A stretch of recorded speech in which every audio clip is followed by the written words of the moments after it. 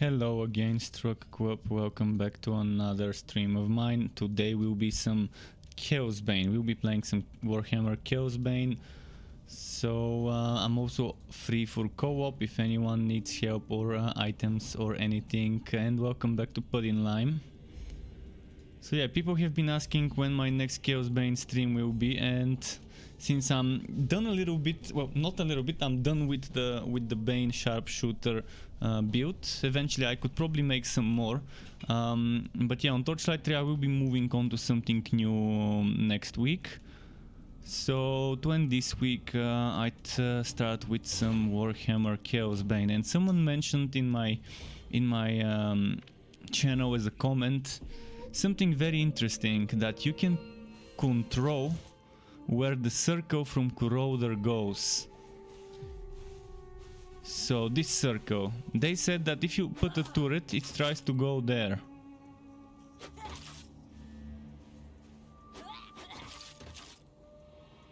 Well, I don't think so. Yes, sometimes it goes there, but not all the time.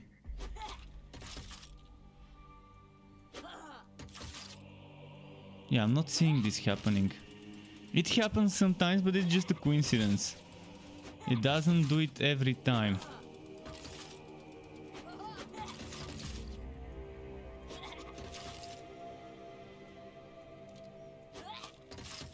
At least on PC, it doesn't always go where the turret is.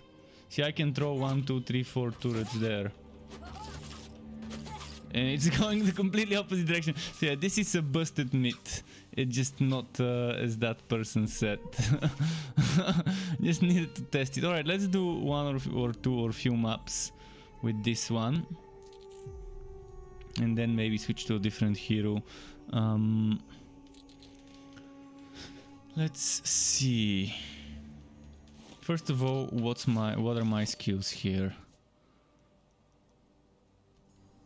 And I'm playing on the speedrunning build with... oh no, that's not the speedrunning build. This is the mortar build. Oh man, I've got so many items I need to get rid of. It's just painful. And my storage is full. They really need to give us much more storage in this game. I don't see a reason why we shouldn't get extra storage in this game when they're actually storing the items on our computers, not on servers. Okay, I'm gonna have to get rid of some items, just a moment.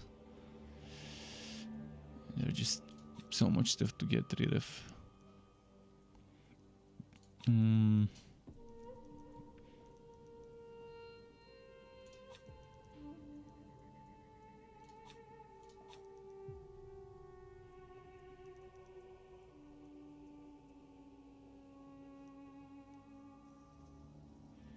$16,000.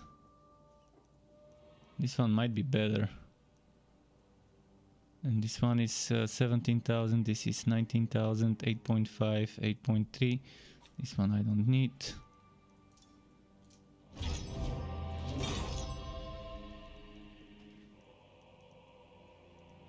Fiery Ring of Tori. I've got a lot of those. I'm gonna get rid of this and this.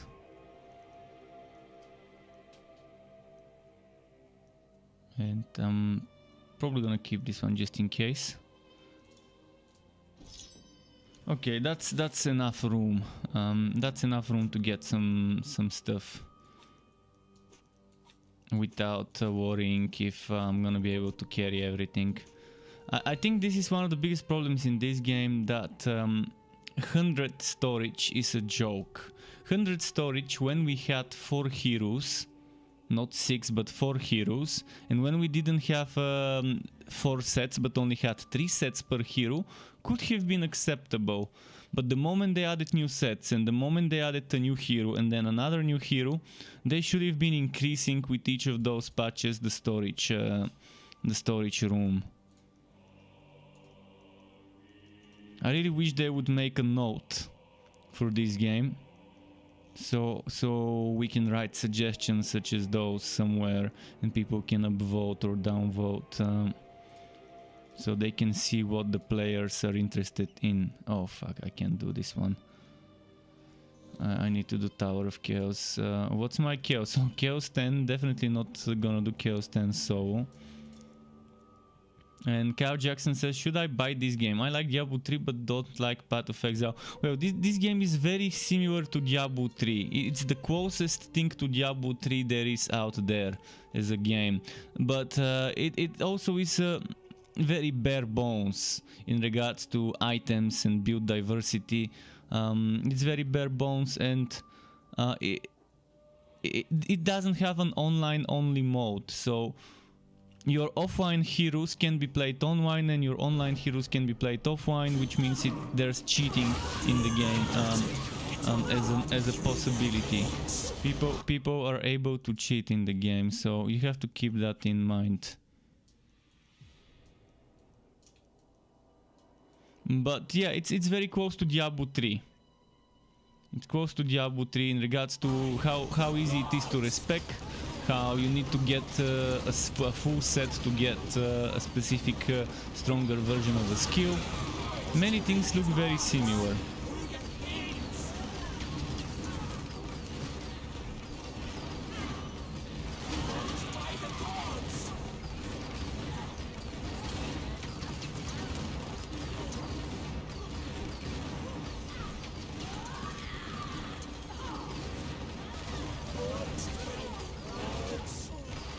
But yeah, regardless whether you should buy it, I can't answer the question to you, but if you tell me what exactly you're looking for in a game, I can tell you whether this game can deliver or not. Because yeah, everyone has different preferences in what they want their game to give them. Like, in regards to build diversity, there is a decent amount of build diversity, but it's not amazing. For example, you have 6 heroes, every hero has 4 sets, and you have at least one build with each set. So the bare minimum of builds you can make is 4 times 6, so 24. That's the bare minimum. Obviously you can make around 40 builds, 50, 60 builds maybe, depending, because with each set you can probably make more than just one build. I showed last time how I made just 3 different summoner builds with the summoner set on Kiwa, on Elessa. So that's like something to keep in mind. As for endgame, the whoop is kind of very simple, the whoop. You're basically doing this thing that I'm doing now, Tower of Chaos. But the meta way to do it is to not go higher than level 1 and to just collect after level 1. So you can get something that I'm gonna show you in a moment. It's a green type of coin. It's a resource, and then to use that resource in another type of endgame, which is relic hunts, to upgrade the relic hunts to make them give better drops and have more loot at the end. And once you do that, you're just doing that whoop. Do some towers, get coins, then do upgraded relic hunts. Optionally, people can do boss rushes, which is kind of underwhelming in regards to rewards and in regards to how much time you have to spend to finish one for those rewards. So this is the green coin I'm talking about, this one here that I just looted, and this coin you use to upgrade relic hunts. And relic hunts is where the upgraded relic hunts is where the good wood comes. Just a moment.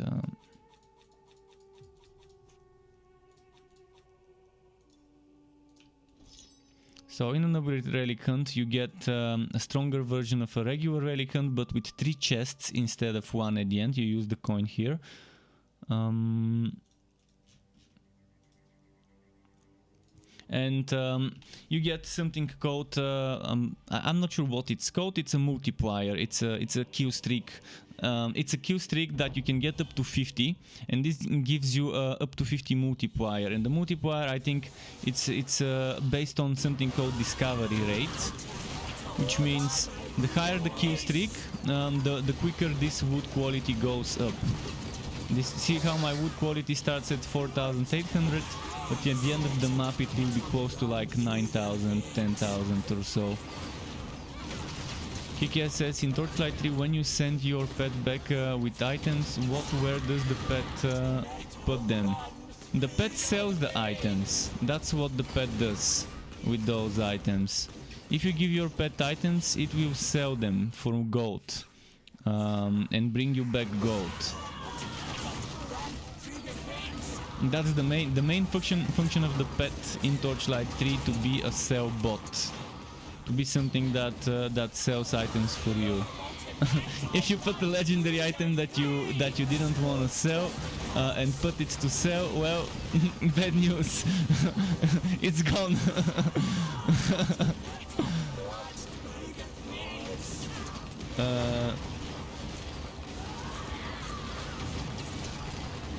And put in Lime said Grim Dawn will make multiplayer mode soon. I'm assuming you're not talking about Grim Dawn, but about Last Epoch.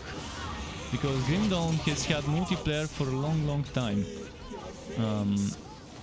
So most likely Put in Lime was talking about Last Epoch. Yeah, Last Epoch is adding multiplayer soon. We don't know how soon, but it's gonna be this year. Probably in the first quarter of the year, maybe.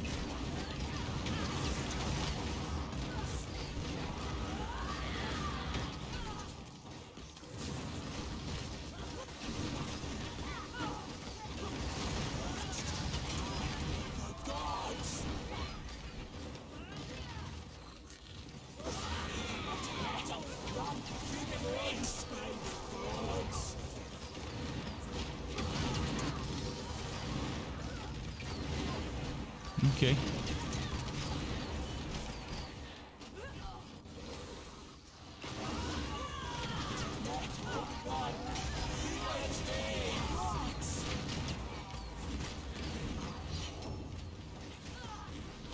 I've got the 3 chests, I can now go and kill the boss.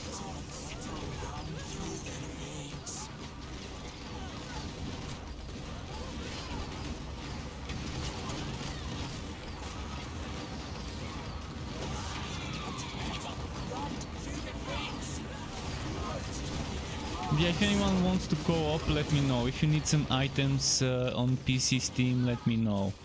You're actually gonna help me get rid of my clustered inventory where I'm saving items to give away to people.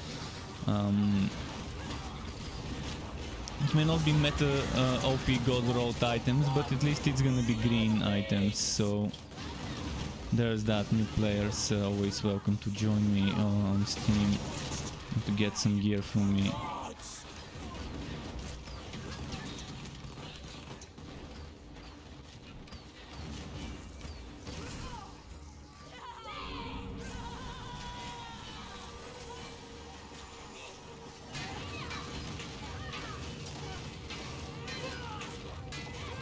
Let's get some fragments from those.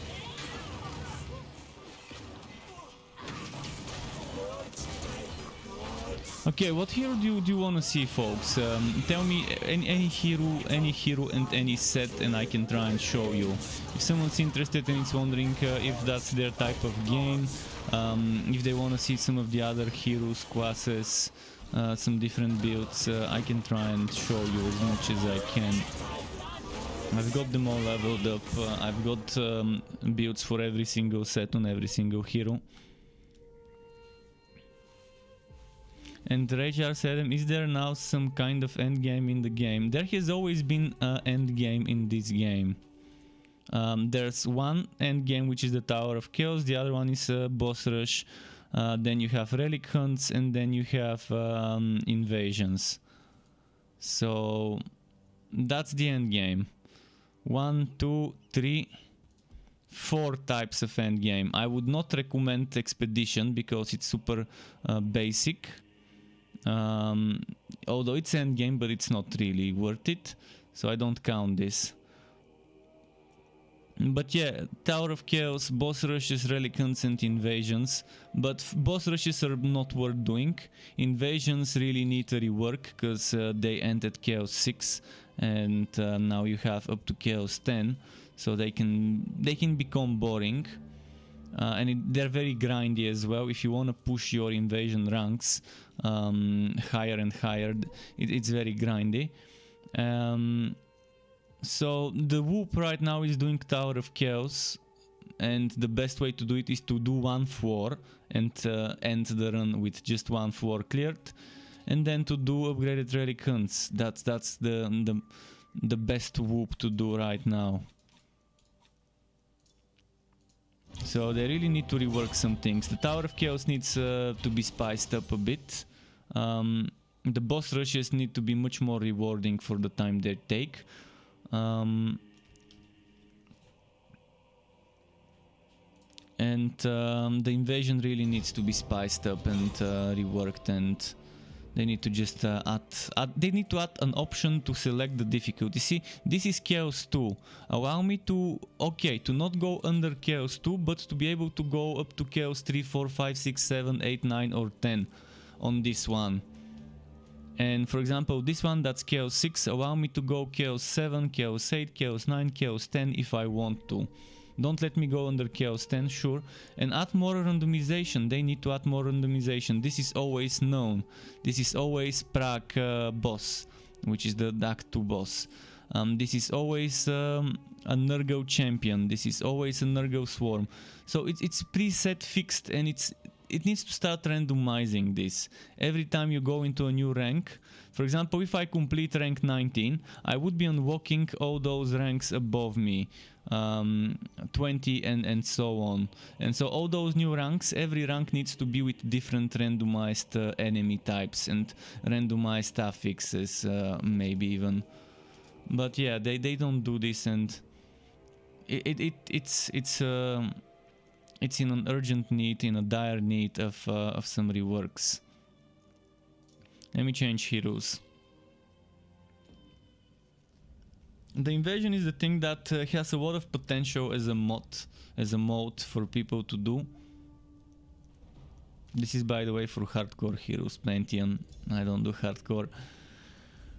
Who should I play? Maybe a little bit of Bragi, because Bragi is always fun.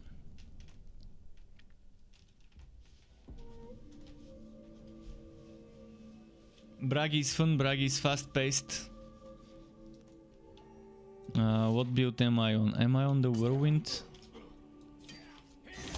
Yeah, I'm on the Whirlwind build. I'm not gonna play Whirlwind though. And definitely not Chaos 10. Chaos 8 is fine. I can play Whirlwind in Chaos 10. It's not bad, but I don't feel like playing Whirlwind right now.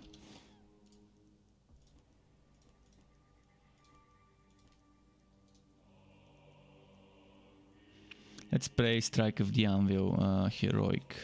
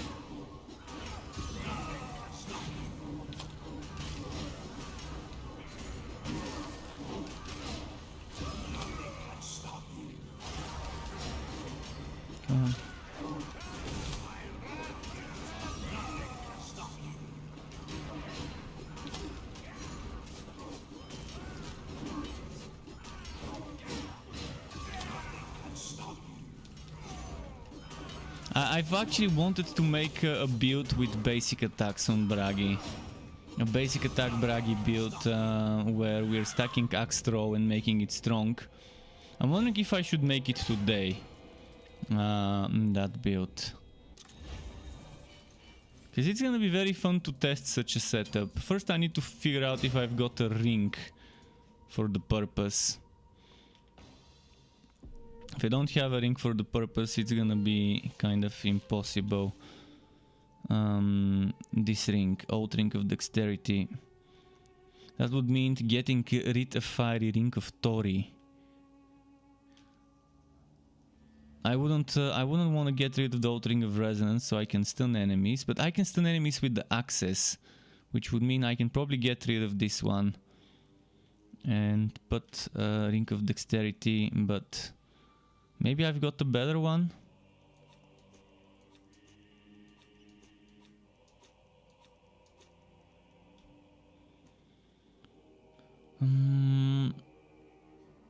I can actually get extra cooldown, which is pretty nice. And I'm losing a little bit of counter-attack damage, which is not gonna affect me at all. I'm losing damage though. This is really gonna affect me, the damage I'm losing.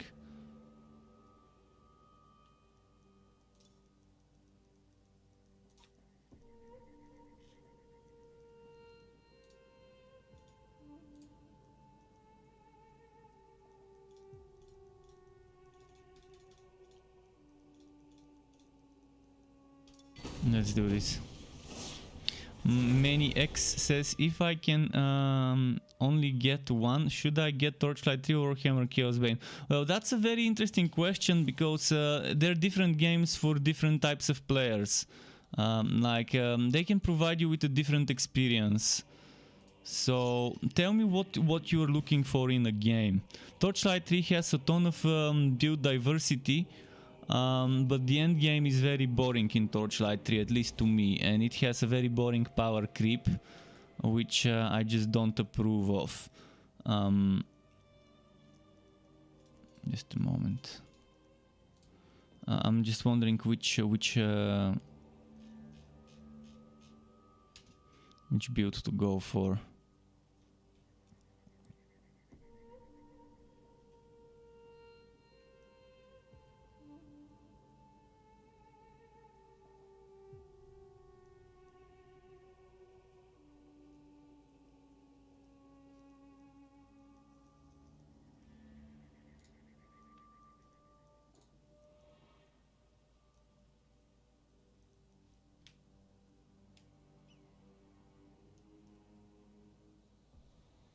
Probably gonna go for this set.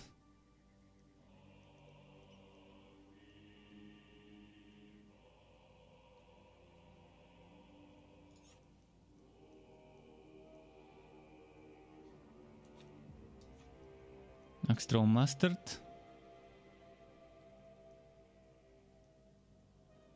And then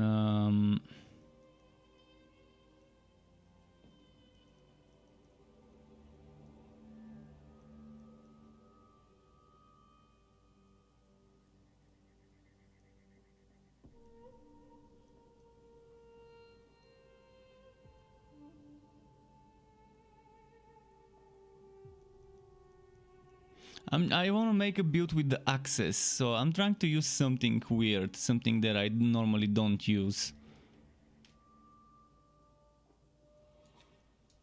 This one won't be a bad option, okay. And let's put...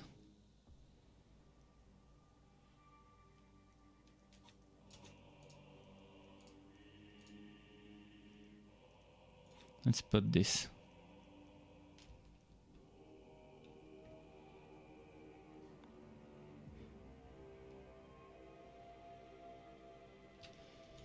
Let's test it. But yeah, the Torchlight 3 has much more build diversity in regards to what classes, subclasses, combinations you can exploit, like not exploit, but let's say take advantage of.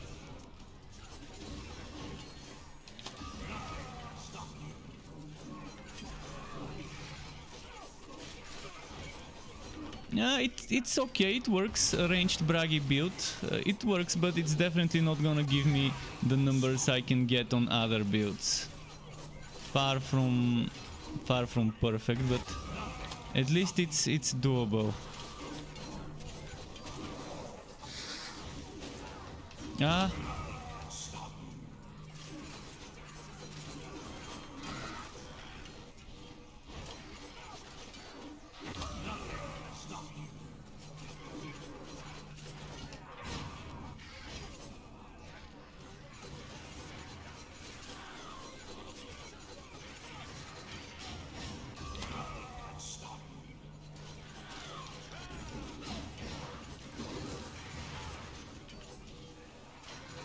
It's a weird build, but it's a build.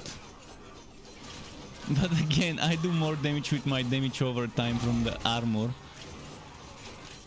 than the actual axes.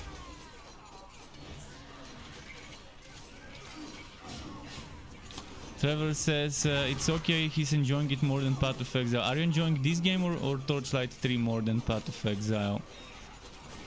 I enjoy both games more than Path of Exile. It's just because they fit me as a player more. I'm more compatible with those games than Path of Exile. But yeah, it's very tough to decide between Torchlight and Warhammer Chaosbane unless I know the person and what they prefer to play.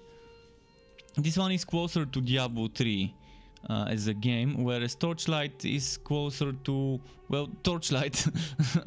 Torchlight 3, actually Torchlight 3 is very different than Torchlight 2, but still very familiar in a way. Yet they're doing a lot of things differently.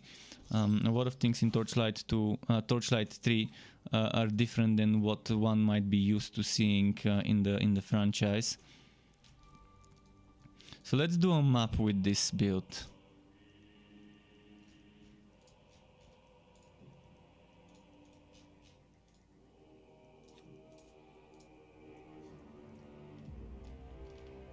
My main problem in Torchlight 3 right now is the end game.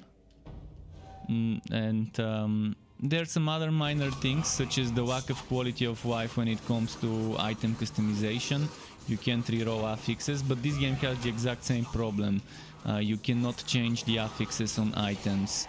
So there's too much, you're relying too much on the RNG. What about this? Is this worth keeping?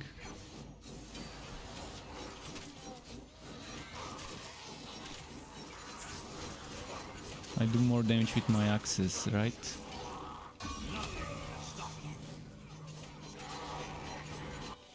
What else can I experiment with?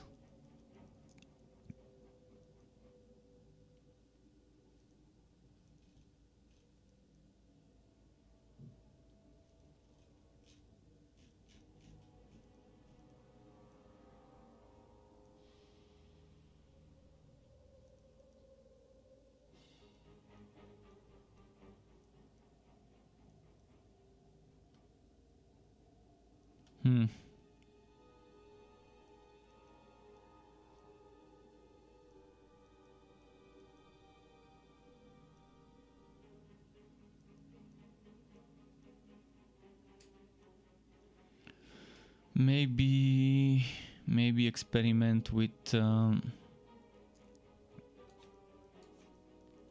this. Now I've got 4 points.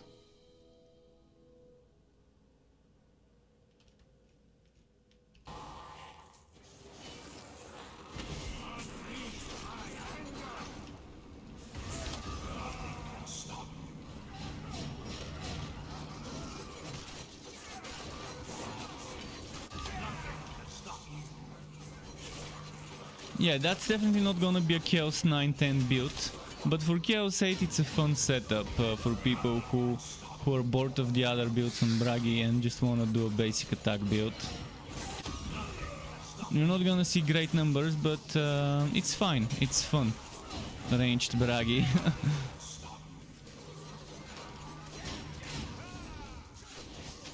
It's the weirdest Bragi build I've thought of.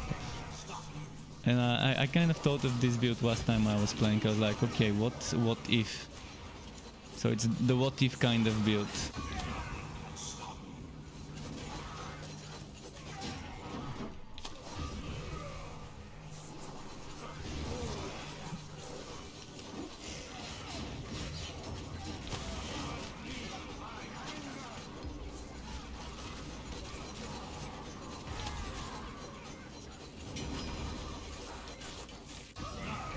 Okay.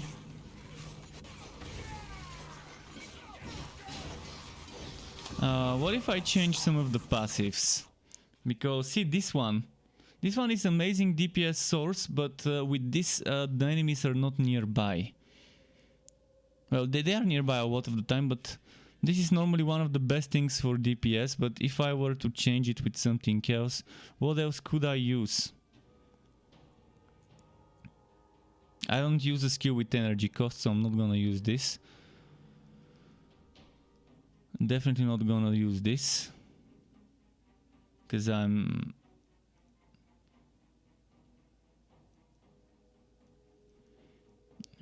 definitely not gonna use this.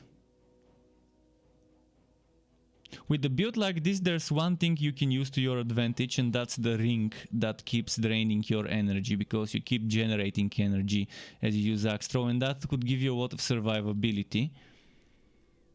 But Bragi can get survivability with Wasp Bastion, with Ancestor's Gift, so he doesn't really need it.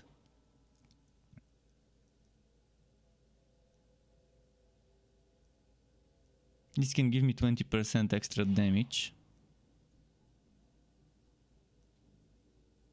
This can give me 30% damage and 30% extra damage to bleeding enemies.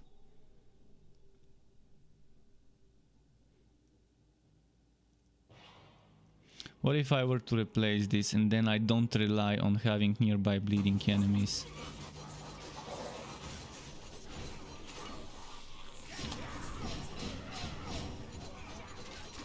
Now, regardless how many bleeding enemies are next to me, I'm gonna be doing that extra damage. Even though it's one third less, it's still gonna be extra damage. Many people hate Path of Exile's camera. The way Trevor said he hates the camera in Path of Exile. Not everyone likes it there. Yeah, I can agree. That's one of the things that feels kind of off as well to me.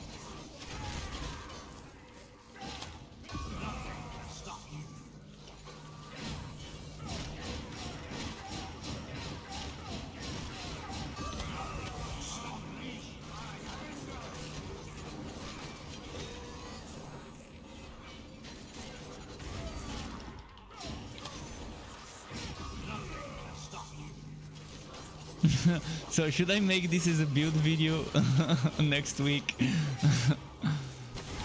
I mean, it's a fun build. I don't think this can do Chaos 10 solo reasonably quick, but I can see this working well up to maybe Chaos 9 if you can stack enough health drain to keep yourself healed, and if you play it well, probably Chaos 9 would be doable. I'm gonna try a Chaos 9 run.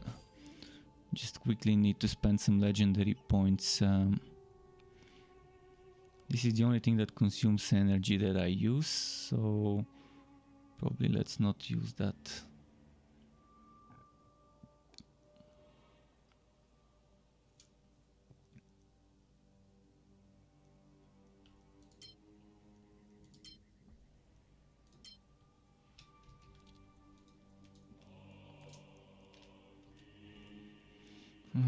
Let's try Chaos 9 Tower first.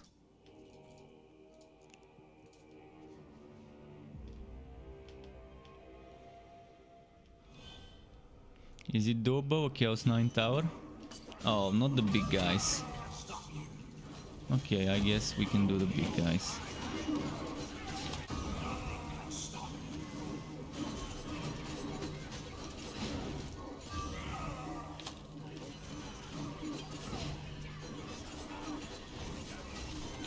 They're very beefy.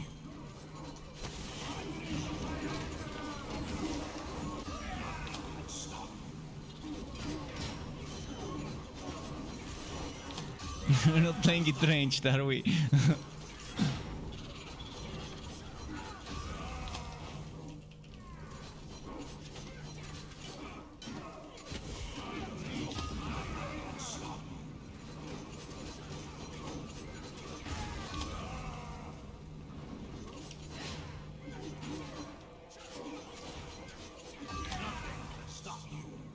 Come on.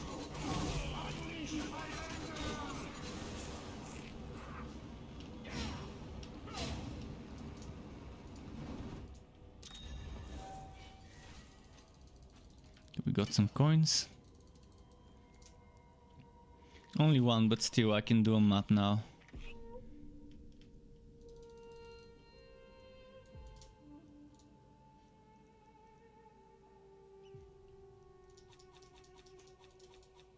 This is the ring I was talking about. It gives you a lot of danger reduction, but it constantly drains your energy. So with a build where you're using axe throw as the centerpiece, you can afford using such a ring.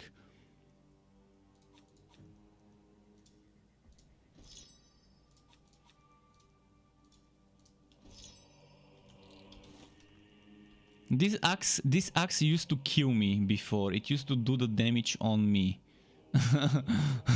Not sure if it's fixed. I haven't used it in a long while. But let's try and compare quickly. I want to compare the two forge hearts. So the one there is crit chance damage, HP drain. It doesn't have HP. But instead of armor piercing, crit chance is definitely nice. The problem is instead of HP, damage over time. But it's a good one. I think I'm gonna keep it. Mostly because of the crit chance. This one also I'm gonna keep. So those two, which one should I keep? I try to have one of each. Most of the times I try to have one of each. Even if it has to be a red one, like that one here.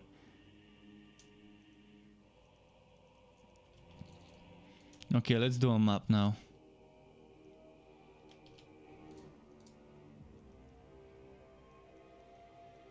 Maniac said he liked Torchlight 2, but there was just not enough to do in the end game. I think Torchlight 3 is kind of the same. You have one rifting end game activity. An activity where you kind of have 251 stages to clear. So you start at level 46 enemies and they keep going in levels until level 60. Which is at stage 15, and then after stage 16 you start getting enemies that are you get enemies that are how should I call it, that are stronger with in regards to HP, movement speed and damage. HP, movement speed and damage, that's what the enemies get, and that's how the end game is. And the further you push into the Fuzzier, the stronger the items once you reach stage 16, which is super boring in my opinion. Wilson style kind of power creep. And there is no real motivation other than those items that get stronger. But whether I'm fighting stronger enemies with a stronger item or the weaker enemies with a weaker item, it's exactly the same. No real difference to the experience. That's a big problem for me in Torchlight 3. It would be much better if every few levels you would get some sort of a reward. Once you keep pushing, only for the first time you clear the level you get some sort of a reward, guaranteed gear reward, and if you could get stronger not through items but through other means, based on how far you've pushed. But yeah, with this game it has some of the same problems as Torchlight 3, which is, as I said, once you get an item you can't change the stats. If I want to replace this damage over time for HP, or if I want to replace the energy for HP, or maybe for crit damage or something like that, I can't. I have to find a new one. If I want on this axe to remove my cost reduction and put something more useful like HP for example, I can't do it, and nor can I replace the wood quality on this axe for something more useful. And I'm not a big fan of games that don't allow me to change that. It just, for me, it should be a given when developing a game to add such a system nowadays. It should be on launch day over there as a system to allow you to reroll the stats of an item.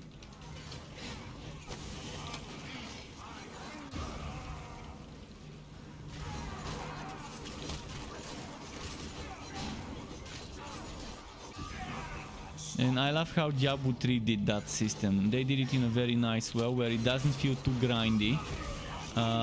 It feels grindy only if you want to squeeze the last extra bits of DPS. For example, where you don't want to get this stat, but you want to get this stat with the maximum row. Then it becomes grindy to get maximum row. But it's not that difficult to get something that's like maybe 90% of the maximum row. So I'm definitely happy of how Diablo 3 did their rerolling affixes system. And that gave bounties some sort of purpose as well.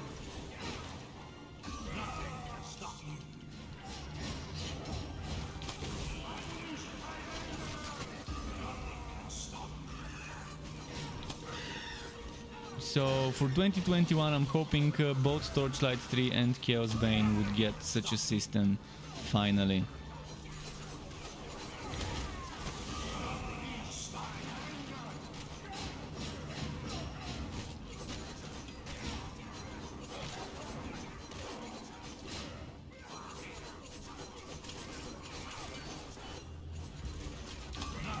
Okay, there we go.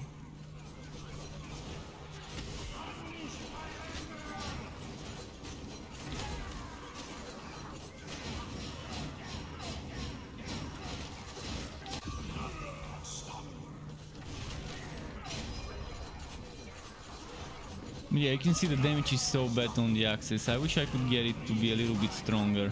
But they did increase the damage of that skill with this patch. That's what made me want to experiment with such a build. Because the patch increased the damage of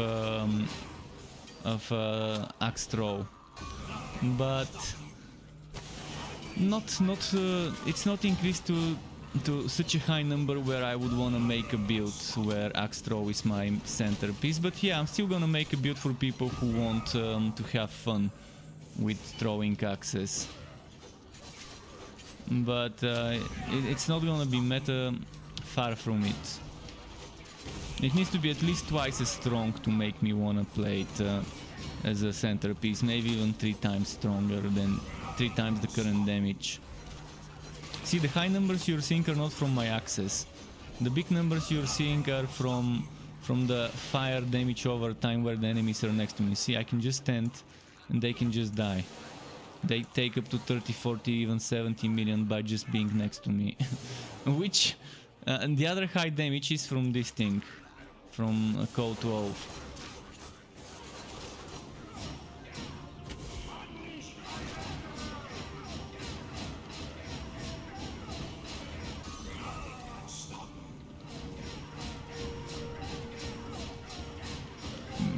Vibrit says, do you think they'll ever update this game again? Yeah, I think they will. I mean, I don't think the last update in December would be the final update. We'll see.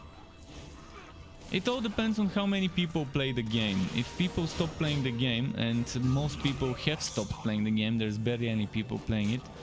But if people completely stop buying the game and supporting the developers, they'll have no choice than just to shut down the development for it. For now it seems like they haven't given up. The last update took them 6 months. Because they were migrating the game to the new generation consoles. And that took a lot of precious development time from PC and old gen consoles and went to new gen consoles. So that's why it took 6 months. I hope within the next 2-3 months we get a patch. Because now that the game is ported to new generation consoles, they don't have an excuse to again take 6 months between updates.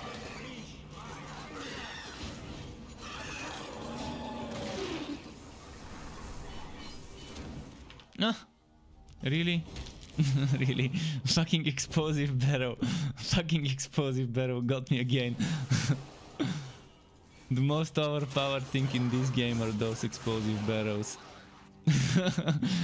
You walk next to it with a AoE damage build, such as this that does damage to nearby enemies, and boom, you get one shot. No, I totally disagree with Augen Quetz, or whatever, however you pronounce this name, Augen. It doesn't destroy it. Because you still are farming for the items as bases. You still need to get this item as a base. And you still need to get other items to convert into materials. To get those materials used to reroll the stats. So you still need to farm. And I think Diablo 3 did it in a very good way. I still feel the need to farm junk legendaries and things like that. I mean, I dislike many things in Diablo 3, but this one I like a lot. And it does anything but destroying. If a game doesn't allow me to change the stats on an item, I get bored.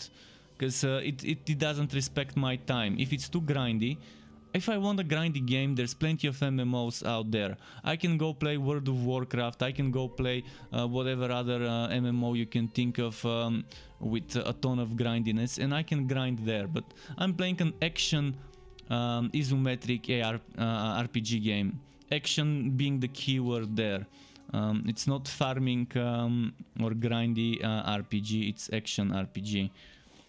There's nothing action about grinding for 3 months just to get one item out of 10 farmed. And then to have another 3 months for the second item and another 3 months for the third item. I mean, this is just bullshit.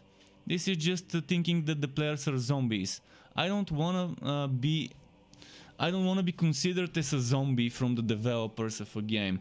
I want the developers to know that I'm a human being that has time that's limited and can't spend 3 months just to get one stupid item. I spent in this game 6 months to get this axe. 6 months. And it's not perfect. It's far from perfect. In fact, it doesn't give me HP. The damage over time I don't need on it. But at least it gave me cooldown reduction, crit chance and damage in one place with some counter attack damage. And this one I got long ago. And yeah, it's just, that's not normal to have to spend this much time for a single piece of equipment. If anything, it's destroying a game when you don't give the players a chance to roll every affix on an item. Look at Chronicon. Chronicon did it in such a nice way. It gives you so much min-max potential when it comes to changing an affix, changing how strong this affix is, allowing you to have some special affixes that are limited, and boosting those affixes and things like that. Chronicon for a single person development game has the most quality of life in regards to item customization I've seen in a game in the genre. Not even big games like Path of Exile and Diablo 3 have as much customization as Chronicon does. Even Grim Dawn doesn't have as much as Chronicon. So yeah, I mean, people are free to think whatever. You think something, I think the complete opposite, and we can just agree to disagree, and that's how it could be. But I'm never gonna agree with that statement that allowing people to change every item however they like destroys the whole farming. Best in SWAT, because you still want to farm the best in SWAT, you still want the Victor's Tribute. So you have to get the Victor's Tribute, you have to get the Grudge Holder, but then you have to get those affixes, those stats, and that's where you start using unnecessary green items. Right now in this game, that's what we do with unnecessary green items. I take it and then I give it to the NPC and I get a little bit of reputation, which gives me eventually, every time this levels up, it gives me some blessing fragments, which is completely useless. At one point, this little bit of extra 200 blessing fragments by sacrificing a bunch of items is not gonna give you much of a gain. Whereas if you could turn this green item you don't need into some materials that you can use to reroll the affixes on an item, it's much better. This bug, okay, finally. It's much better if I can save some resources and they can show up somewhere here maybe, or wherever they think we can store those resources. Green ones, red ones, whatever you want to call it. Store those resources and then allow us to use those resources to change the affixes. Any self-respecting game needs to have such a system if it's a water game.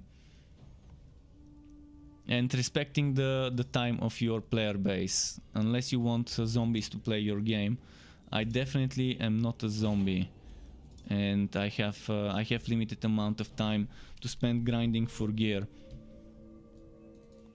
But I always take grinding for gear to grinding for levels. I prefer grinding for the last 10% of min-maxing. That's what I prefer to farm for, not for the drops themselves, and not for the first 90% of min-maxing. Just the last 10% of min-maxing. And in this game you have to grind for the last 40% of min-maxing, or maybe let's say the last 30% of min-maxing is what you need to grind for. And that's too big of a window. And again, you may spend a year trying to get a perfectly wrought Blade of Azire and never get it. After a year of grinding and farming, you may never get it. That's how bad it is in this game. Or for a Relentless Sentinel. I can tell you, you can spend 1000 hours on this hero, 2000 hours playing just this hero, nothing else, and still not get this. Which kind of makes no sense to me. To require a player to spend this much time without any guarantee that they're ever gonna get the stats they want on the items they want. If I know that I need to spend X hours to get X materials and then I can make this weapon the exact way I want it to be, that's good enough for me. But when I have no guarantees, yeah, I'd rather not gamble with my time into something that's not guaranteed. Too much RNG is terrible for game design. I definitely shouldn't pick this one. I should pick this one. So did I select cooldowns? Oh yeah, I definitely don't want cooldowns.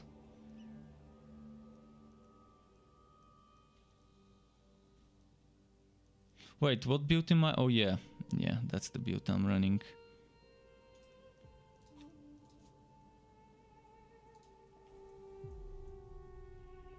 Wait, shit, I think I started Chaos 10. Fuck. I think I played multiplayer last time I played on this hero. Yeah, and it's Chaos 10. I'm gonna get wrecked.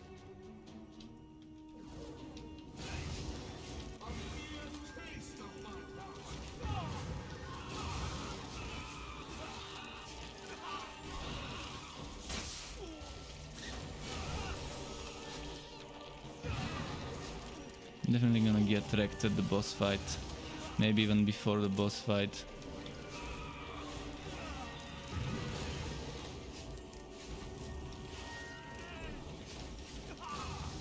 Okay, let's start a new map on Chaos 8.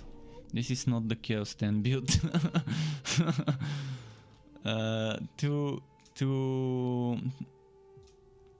Too much time needed to complete Chaos 10, and I need to sacrifice some damage for defense if I'm gonna do Chaos 10, so...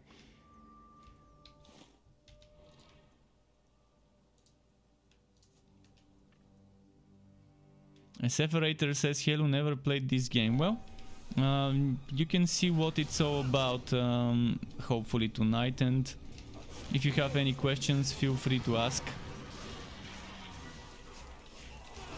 It's not a terrible game, but just like Torchlight 3, it's not a great game either. It has a lot of potential though, just like Torchlight 3. Both games are kind of mediocre right now, with the potential to become great games if certain things are introduced, certain quality of life, certain bugs are fixed, certain variety is added to the end game. This game has a lot of endgame activities, but only 2 are worth doing. And they're kind of like a whoop. You do one to get resources to be able to do the other one, and the rest of the endgame activities you barely even touch. In fact, boss rushes I never do. Invasions I need to do once on every hero, just so I can unlock some skills and some rings. But apart from that, it's not worth it, because you can get much better wood quality while running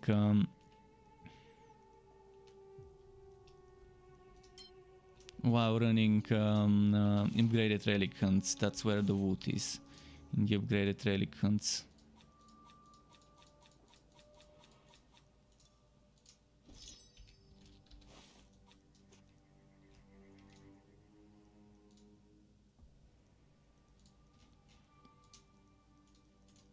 If you want to see some of the other heroes, do tell me and I can switch.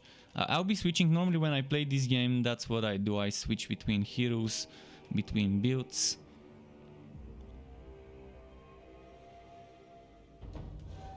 Diablo 3, Torchlight 3, Chaosbane, Pathfinder, Walls and all of those games are pretty great. If you want to go for the best gear you can possibly get. Yeah, but they shouldn't. That's my problem with those games.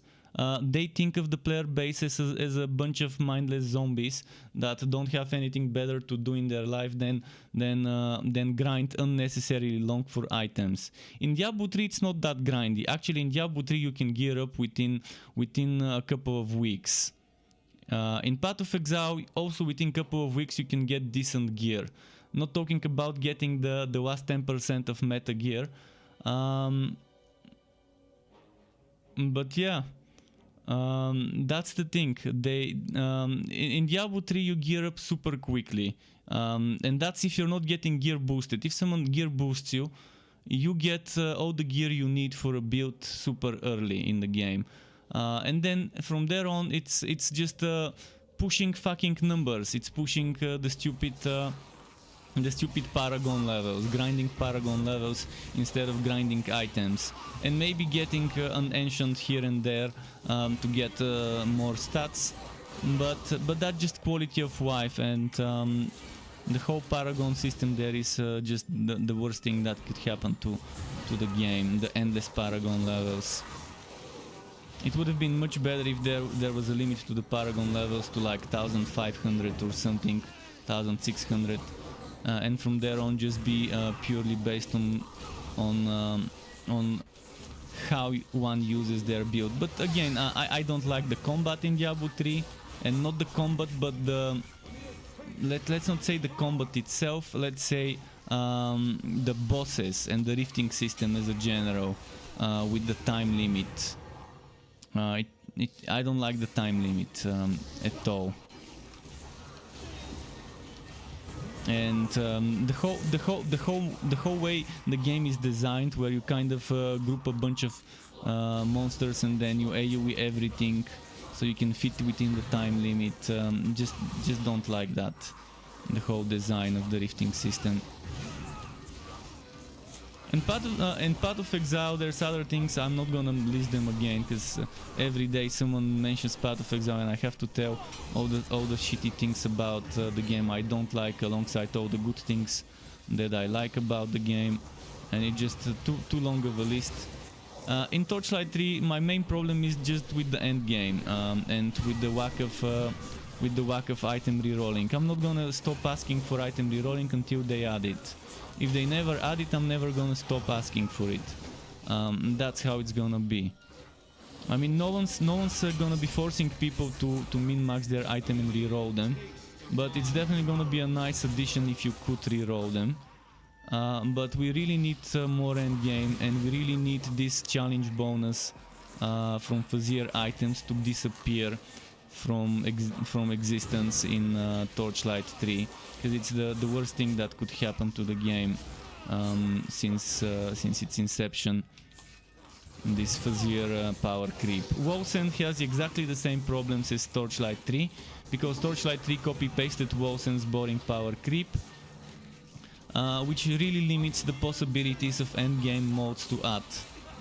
And Wolsen also needs an item rerolling system, and they were gonna give us an item rerolling system, and they were advertising before the game launched a very good, decent item rerolling system with a lot of control, which was so broken, where I would put red gems in an item and then I would reroll the sockets and I would get stats that don't even belong in red gems. I would get stats that belong on green gems, for example, or blue gems. So what gems I put in an item when rerolling the sockets had zero, what should I call it? Weight. It had zero weight. It changed nothing when the game launched. And then they spent 10 months in Wilson, and with those 10 months they didn't design a single endgame activity. Just a boring hunt mechanic, which should have been added after they had 2-3 different endgame activities, not before. So they wasted their time on basically the wrong thing in Wilson. So yeah, all those games could use that item rerolling, and Diablo 3 has it. Diablo 3 has super good item rerolling system, and it fits, it really fits there.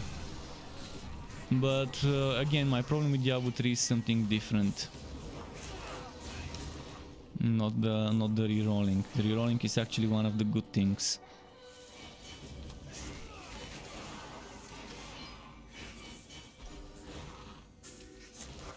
That's why I like games where you have fixed stat items. I like games that have some unique items that have fixed stats that you don't need to reroll, because you know every time you get that item it's gonna have those stats on it, and maybe you just need to get a better one that has slightly more damage or slightly more defense, but that's like quality of life. That's not mandatory.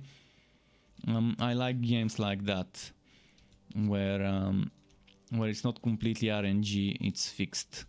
But when there is RNG, you should give the player a chance to change what's on the item. Yarek says hello, welcome back Yarek.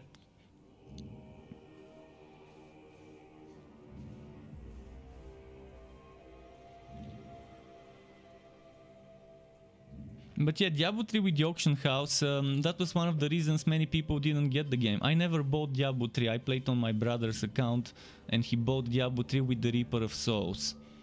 And I didn't play the story, I only played Endgame. I never completed Diablo 3 story. I just wanted to do Endgame, I felt like doing Endgame. And I've only played once during the season of Royal Grandeur and I got bored within 2 weeks. This is how my experience with Diablo 3 was. Pretty much very, very boring.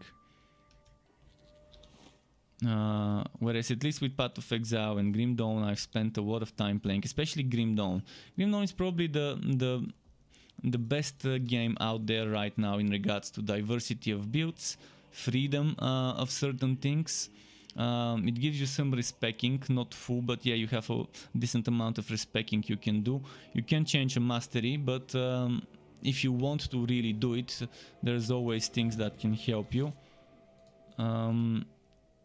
But yeah, in Grim Dawn you have a lot of stuff to do, a lot of endgame activities. You've got Steps of Torment and Port Valkyrie and all those other roguelike dungeons. You've got Uber bosses like the Ravager and the Avatar. And that Dude in the Sand stuff. You've got the rifting system, you've got survival system. I mean, it's like a masterclass of how to add different endgame bit by bit with the expansions, how to add multiple types of new content, different acts, different story forks and stuff like that, and constantly adding items and rebalancing all the time certain things. And Joao Caldinius says the same happened to me with Sword of the Azire Green on the mage. Nothing on Chaos 8, couple of runs on 9 and you got it. Yeah, but if you get the Sword of Azire, is it with good stats?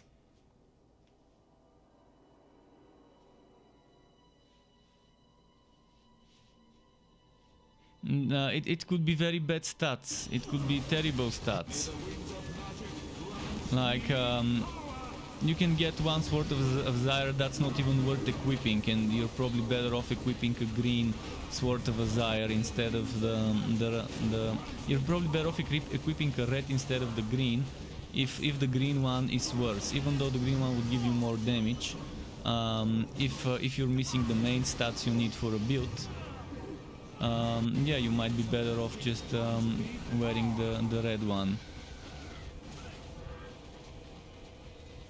For example, if I get the Sword of Zyre, Blade of Zyre, that doesn't have cooldown reduction and damage and HP, I might as well just put whatever else there. Put something that's not the Sword Blade of Zyre, or something that's a red Blade of Zyre that has at least some crit chance, or actually this cannot get crit chance, at least some cooldown reduction and damage and HP, at least one or two of those stats, which are the most important ones. I mean, it's all based on personal preference, but yeah, some people have been trying for months to get a Blade of Zyre and just haven't gotten it. The same way I've been, I had to spend 6 months to get a good grudge holder, and since then I haven't gotten something that's remotely close to that one. And that one is a legacy item, my grudge holder, so it has twice less counterattack damage on it, because it was before they increased the counterattack damage on items, and it only has 900 where I can get 1600, 800. So certain things are kind of that way.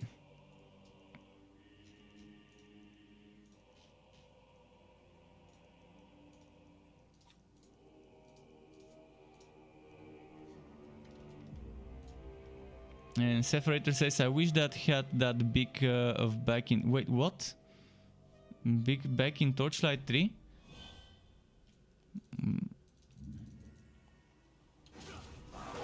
What big back of Torchlight 3? Oh yeah, I definitely wish games give me more storage. I definitely wish games give me more storage and more bank storage. Like in Chaosbane you have 100 shared stash storage space for 6 heroes and 4 sets. So there are 6 heroes, every hero can have 4 sets. Which obviously you have 4 wardrobes you can switch in between. And those items that you equip you can save there. But yeah, 100 storage for 6 heroes with 4 sets, each of those sets being 5 items. So 6 times 4 times 5. Someone make the maths, let's use calculator. 6 times 4 times 5, that's 120. So just to have one of each, that's 120 items. And if you want to keep some spares, maybe for different builds and stuff, there's not much room. There's not much room to do that.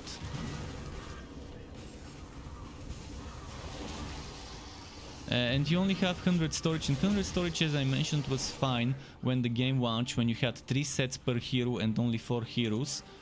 100 storage might have been okay, although even then it wasn't enough. Right now the game needs at least 300 shared stash storage. At least 300.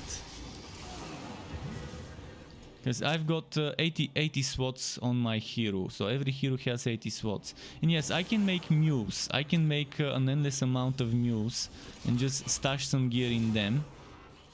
But yeah, I shouldn't need to do it.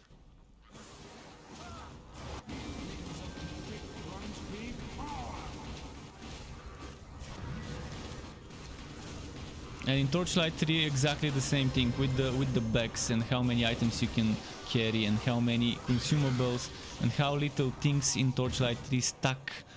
There's a very little amount of things you can stack in regards to consumables and things that you get from contracts.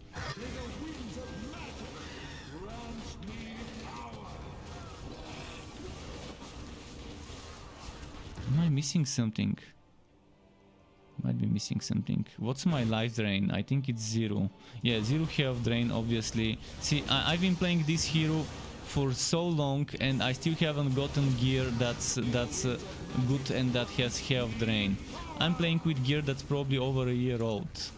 50%, maybe 70% of my items are over a year old. This is over a year old. This is probably not over a year old.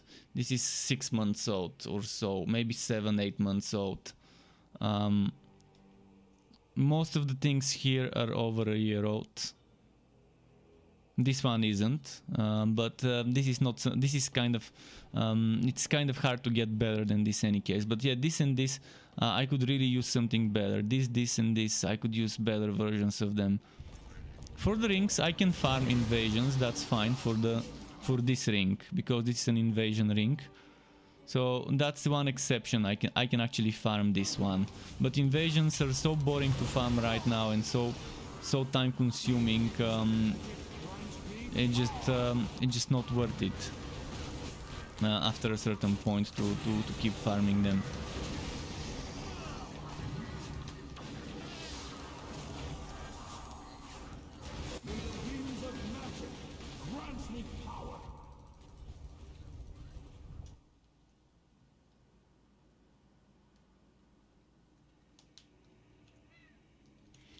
If you're pushing, even if you're pushing a build to the limit, I think a game shouldn't require a build pushed to the limit, to the, let's say, 99-100% min-maxed.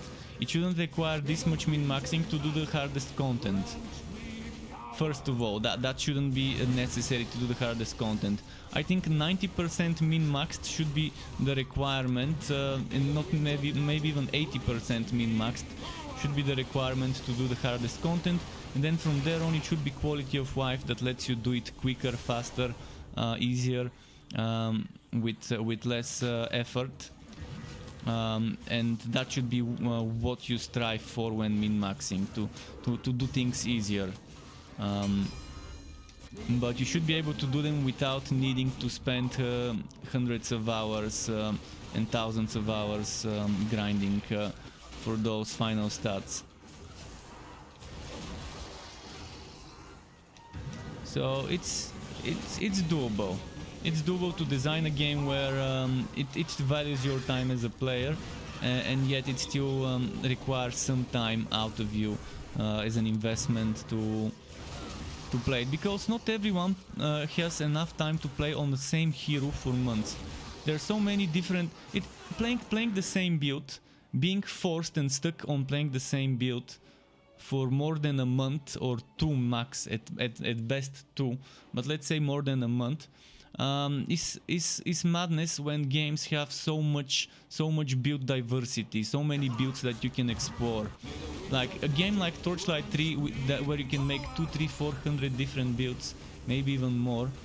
It's pointless to force me to play the same one build for more than a few weeks or a month, when there's like hundreds of different builds to explore. So not being able to get that one item for that one build for more than 3 weeks is just, it's silly. I want to just get that build ready, then make another one, because they're just, it's like being in a candy store with all types of different candy, and you just stuck to plain old boring mint like this one. Where did it go? This one, stuck to this fucking boring candy, because yeah, it takes you so long to unwrap it. By the time you've unwrapped this candy, you no longer want to stay in the fucking candy store, because yeah, there's a different candy store that doesn't take this long to unwrap the candy, so you can move on to tasting the next candy. It's like being stuck in that candy store and requiring hours and hours just to unwrap the fucking candy to taste it before you taste the next one. It makes no sense in games with a lot of build diversity to force me to grind that much. I'd much rather test different builds all the time and experiment, and that way I can report. I can find more bugs. I can find more things that are broken or overpowered by spending my time testing new things instead of being stuck to this same one build. Yeah, it's kind of boring. The hardest content in a game, how do I define it? Well, the things that are the toughest to beat. The final boss of a game, not in the story, but the final boss of the end game. Like in Path of Exile, that would be bosses like the Elder, like the other dude, like the Betrayal boss, and the one with the spider thingy, forgot her name. That would be for me hardest content. In Path of in Torchlight 3, that would be Fazir 251 right now. Stage 251 in the Fazir. That's what I would define as the hardest content, because that's what it is. There isn't anything tougher than that one. 250, 251 Fazir. Okay, let's move on to a different hero. Maybe let's play a bit of Ult 1. One map on Ult 1.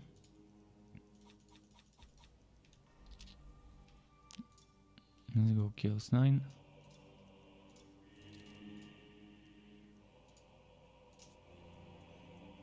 Sepharate says, yeah, I have too many contract rewards to open. Yeah, this is just, don't get me started on the contract rewards and how boring it is to constantly keep clicking, to be forced to keep clicking. It's just terrible to constantly have to keep clicking and then go back to your inventory, start using stuff, then go back there and keep clicking for another 9-10 contract rewards.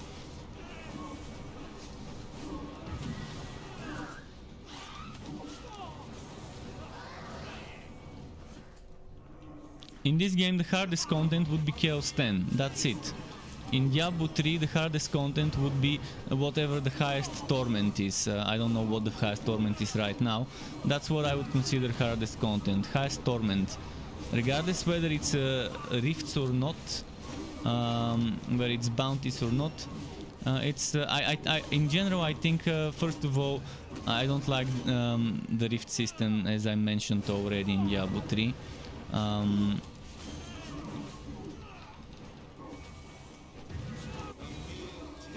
I like it as a design, as a layout. The rifting system as a design and layout is good. Having X number of maximum rifts and being able to reach the maximum. You should be able to reach the maximum rift level without needing to spend 2 months on that build or 1 month on that build. You should be able within 2-3 weeks to reach the highest rift level and have enough gear to be able to do it.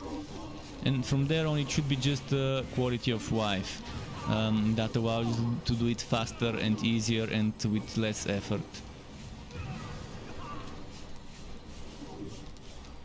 In Grim Dawn, hardest content, I would say, things like the Avatar of Mudgrogan, things like the whatever the name was, that the Ravager, things like the maximum level, was it the Gladiator or whatever it was, the level of the Crucible, the highest Crucible stages. Things like this. I mean, obviously Shattered Realms is much harder after a certain stage, but as far as I know, Shattered Realms has no end. I don't like endless. True endless for me is something that shouldn't exist in games. There should always be an end.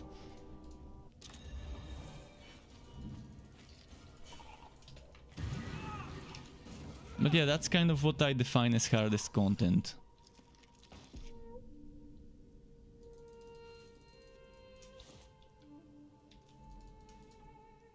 In this game it's easy.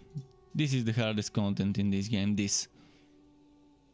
When you're at Chaos 10, regardless whether you're using, whether you're running Tower of Chaos or boss rushes or relic hunts, that's kind of it.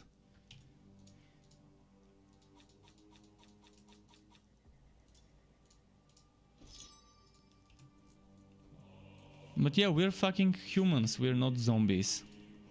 So respecting our time is mandatory in my opinion.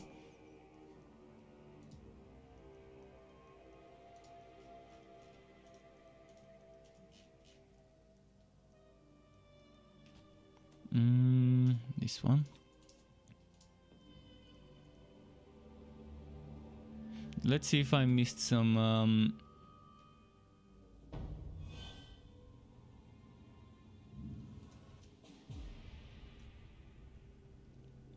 yeah, with Rio and Bombardment Crusader.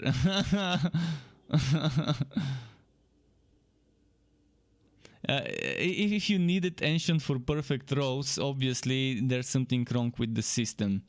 If that's what you need there. Needing perfect rolls should not be a thing. Perfect rolls should be quality of life. That's all there should be. It shouldn't be the base, the thing you need to be able to reach, to be able to do the hardest content. But again, I don't like competitive. For me, the words competitive and PV next to each other is the silliest thing possible. Unless you're talking an arcade game with high score, the good old arcade games, unless you're talking those games, something with a high score, I don't think there should be competitive in PvE.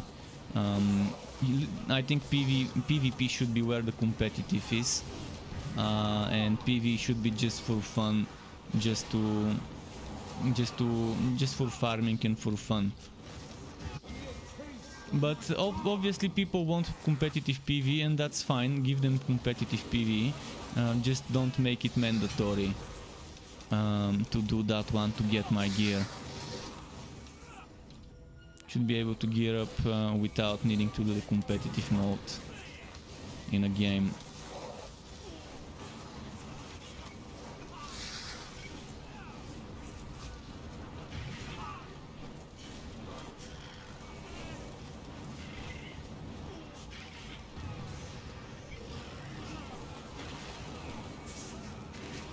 Okay.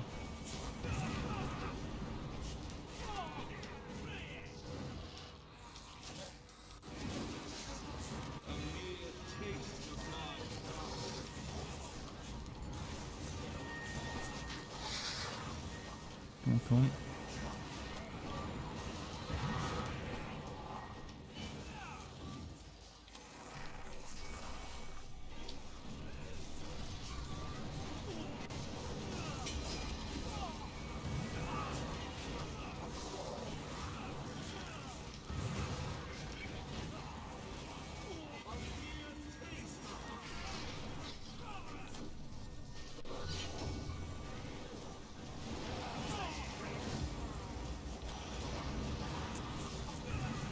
Moving on.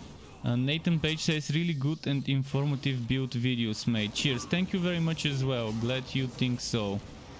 Oh, and that reminds me, did I make my latest build post public? Okay, I did. And just forgot, because I posted a new build for Torchlight 3 today and I forgot if I made it public or not after posting it.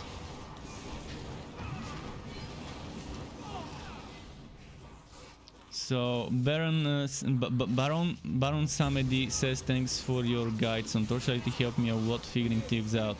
Glad you think so. I'm gonna keep them coming. I've got some more things on my to-do list. It's a long to-do list with a lot of things I need to do. So hopefully those things that are coming soon would also be helpful. I'm gonna be reworking some of the older guides, such as my beginner's guide needs to be reworked. Then the class showcases, I've got 2 left as a 2021 edition, and then I've got subclass showcases. I need to make 5 for each subclass, leaving the code hard for last, with the hopes that it will get reworked by the time it's its turn as a showcase. So maybe I can just not make a showcase for the code heart until they rebalance it and rework it.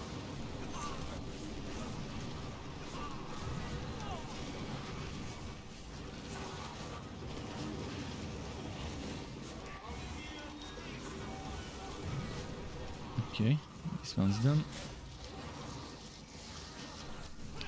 Did you play Warhammer 40k Inquisitor Martyr? That's the worst game I've played ever.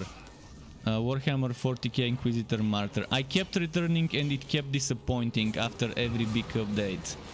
I'm baffled how new core could fuck up a mage class in a game. How bad should you be to make a mage this shitty to play? A mage class, one of the hardest things to fuck up in a game. A mage class, in most cases they make them overpowered and that's how they fuck them up, but new core made them with that stupid boring mechanic where you kind of overheat or whatever you call it, and then you summon some creatures next to you, and it has one of the worst skill systems, one of the worst animations in regards to combat, both ranged and melee, and even after the reworks. It has cheaters in the end game, like a level 9 being at the top of the leaderboards. How does that happen? Beats me. It has some of the worst itemization systems as well. And the only thing I like is probably the music. Even the sound effects are super shitty. So yeah, that's the game. That it's a touchy subject for me when someone brings up Inquisitor Martyr, because I pre-ordered the game with 2 of my real life friends and we played it for a while, and then I returned to the game when they returned, and then I returned to the game again when they reworked some other things, and every time I've been getting more and more disappointed. Wolsen is becoming very close to Inquisitor Martyr in regards to disappointing me. I enjoyed alpha version of Wolsen more than the beta, and I enjoyed the beta more than the launched version. I mean, Wolsen's alpha was it was full of original new ideas, fresh ideas, and then they scrapped all those fresh ideas in Wolsen from the alpha, like the open world that was Grim Dawn style open world, where you can just travel and then enter a dungeon, then exit, go back to the ground, keep killing, Diablo 2 style. And then they had that idea in Wolsen Alpha where if an enemy is standing in water and you hit it with electricity, with lightning damage, it would take extra damage due to conductivity. So like Guild Wars 2 style, combining certain effects and triggering other effects by combining two elements together, and they just got rid of this idea, and they probably due to engine restrictions, most likely due to engine performance restrictions, whatever, and they had to get rid of all the innovative ideas and do a generic game with mobile progression, with mobile game progression where you don't revisit the zones from the story after you finish the story. Even in Diablo 3 you revisit those zones with bounties and you have something to do in there. I think Wolsen would have been much better if they did something like Grim Dawn, like that type of world where you have different things to do in the story zones. It's kind of waste of assets. It's waste of assets having those zones, having those areas in the story and not using them. This game, such an example of doing the same thing. Torchlight 3, another example of doing the same thing, not giving the players a reason to revisit. But in this game, in Wolsen, you actually cannot go back to the story zones when doing the endgame content. You revisit the maps as rifts and whatever, as expeditions, but you don't revisit them directly. Whereas in Torchlight 3 at least I can go back to those zones, kill some lobby monsters. But yeah, they should make those monsters scale to your level after you beat the story in Torchlight 3. I mean, Grim Dawn has so many good things, and Titan Quest as well. Those two games, they get it. They get it regarding some of the things that people like and regarding how to reuse some of the assets. Ooh. What am I gonna do with this inventory? I don't want to get rid of so many green items. I don't want to, but I have to. Does anyone play Elf on Steam and need some items? Let's see. I don't need this. Okay, I'm gonna get rid of this one, and I'm gonna get rid of...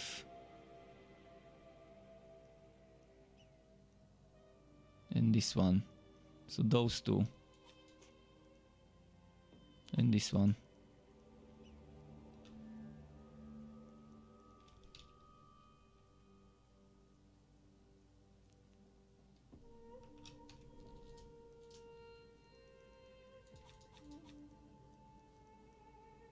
Oh, and this one, okay.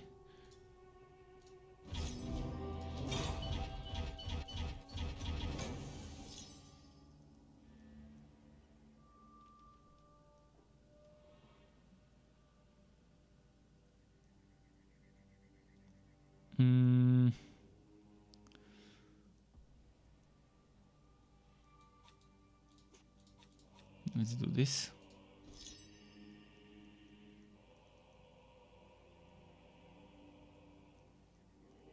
Cleansing, cleansing, cooldown, crit.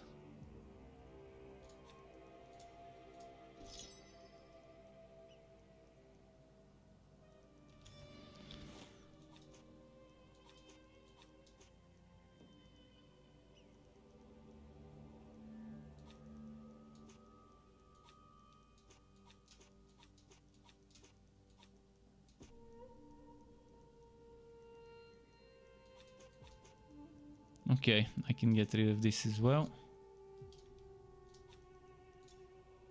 That should give me some room to loot new items. What about the packed bows?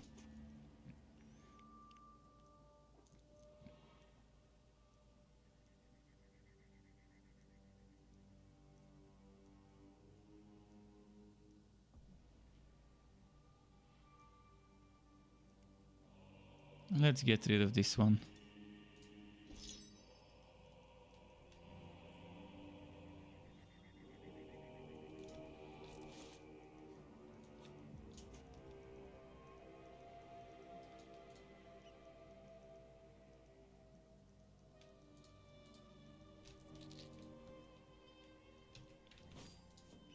Oh, some points I haven't spent. Wait, why are my points this spread out?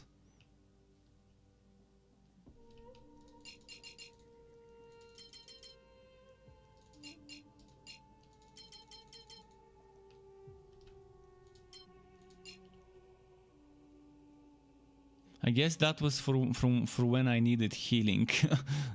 When I needed healing. Wait, what build am I on? Oh, now I'm on the Queen Chosen. That made sense to have that extra healing, but I don't think I need it as much.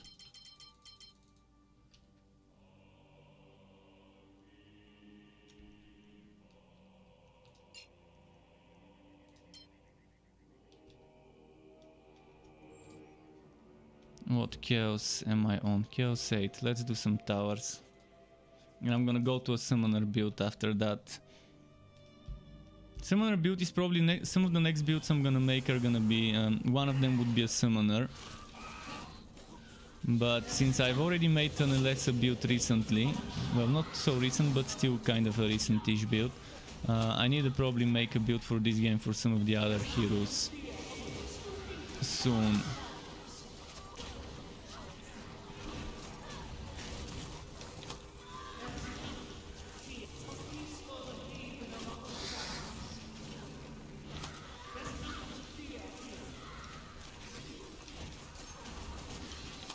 Where did he go?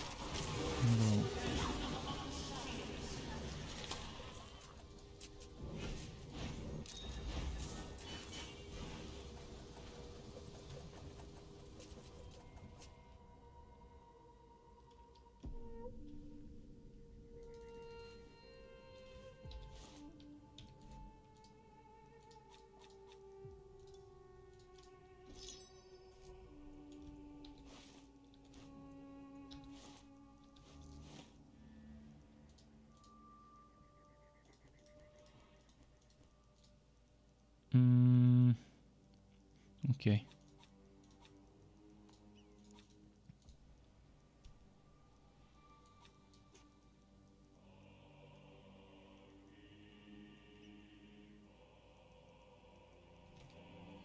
Which build am I running now? Oh, it's this one, the weird one. The Nature's Herald Mustard setup. It's not a bad one. It's definitely not a bad one.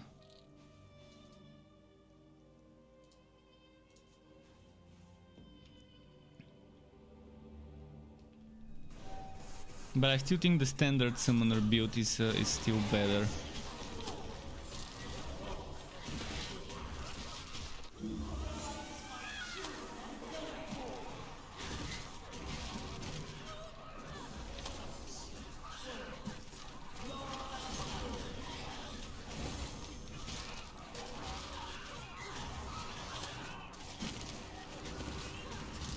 We really need in this game and in Torchlight 3 a button that lets our pets move or focus attack in the same place where the cursor is.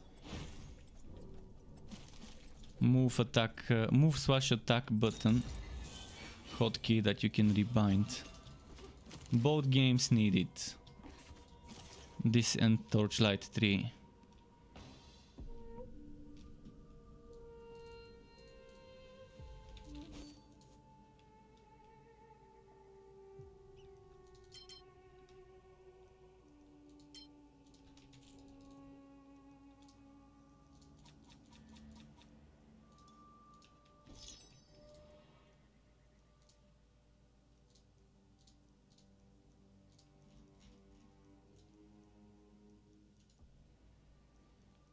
Unaffected by poison? No.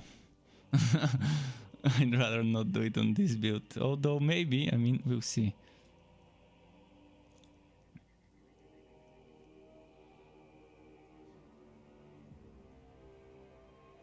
I don't use energy, so perfect.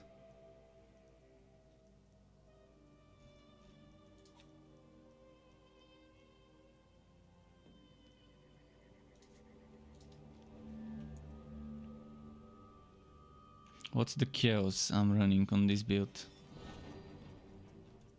Chaos 8, okay, that's reasonable.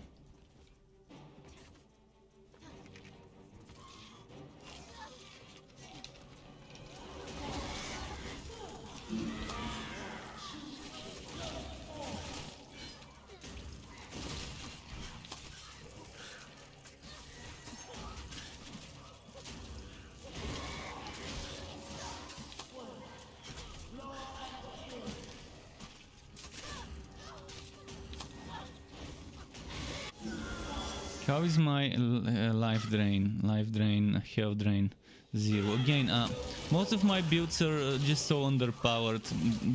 Just a little bit of health drain, just like 100, 200 would make the survivability skyrocket for some builds. Especially this one where every single summon can trigger the health drain for me. But I have old items that were dropped before health drain existed as a stat. Most of my gear has been, as I mentioned, more than a year old, and I haven't found better versions of those items for more than a year. Obviously I don't play the game all the time, and I constantly switch heroes, but still.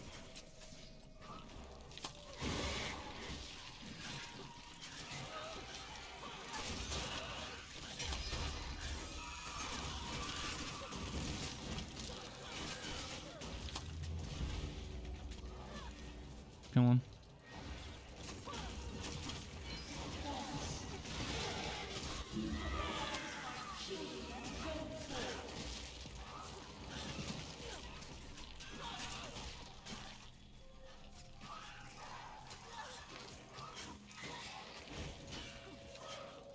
Moving this way. What do I think about Torchlight and the synergy of the talent trees and huge reliance on relic? You can make a build without a single point in the relic, so there is no huge reliance on relic. Every single hero in Torchlight 3 can have a very strong build without a single point in the relic and can complete the Fazir.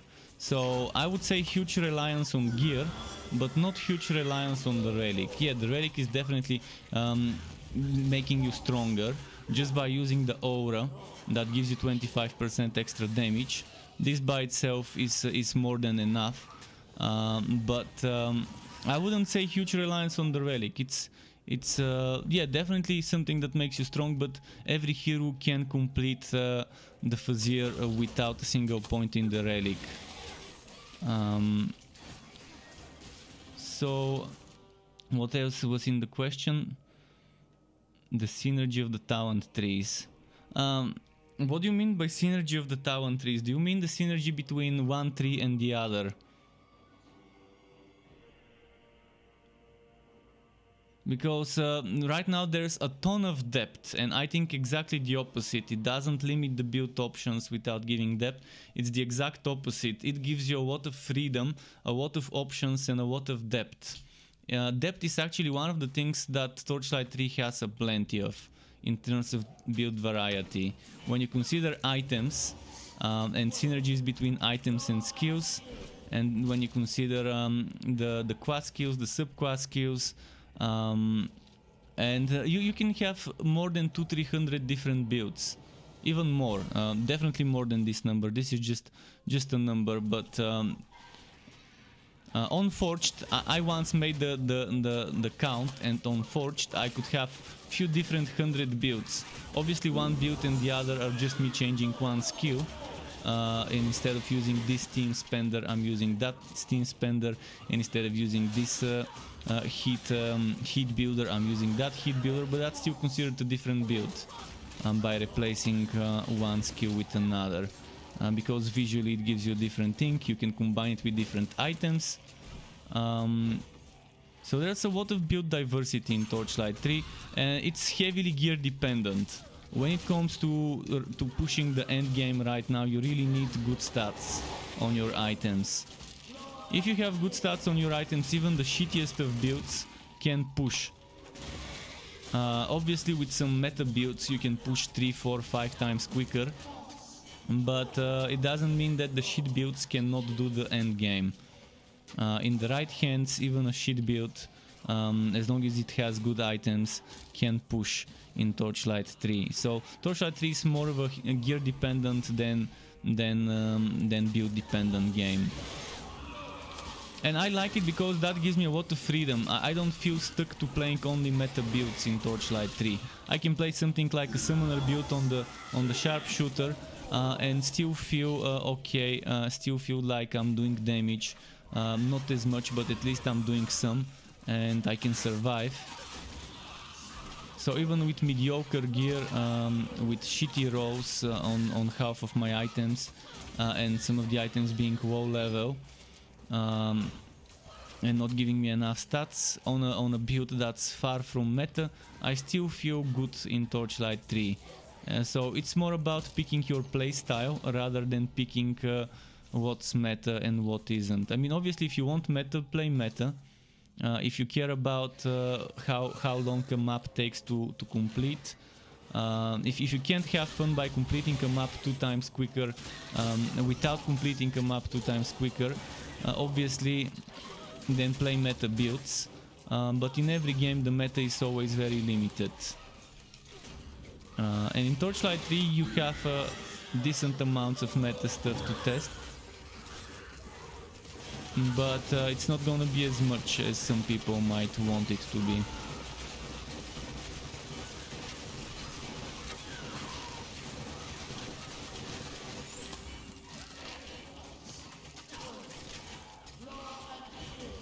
But yeah, Torchlight has been getting so many improvements over the last year and a half, and so I mean I've been playing since April 2019. So I've been playing almost for 2 years, and I've seen the game grow a lot. It's undergone a huge amount of growth. So many changes, so many things got reworked as a result of player feedback. So there's one thing about Torchlight 3, it's always improving. There's a lot of things I don't like about the game even now, but at least the developers are trying to listen, and sometimes they're listening to us too much, which results in this boring challenge bonus system. People kept requesting power creep connected to items. I kept warning to not connect the power creep to items, but to to design a system where you don't limit the extra stats to just come with items, but can be contained within the endgame activity itself. But yeah, they still did WoWs and copy-pasted power creep in Torchlight 3.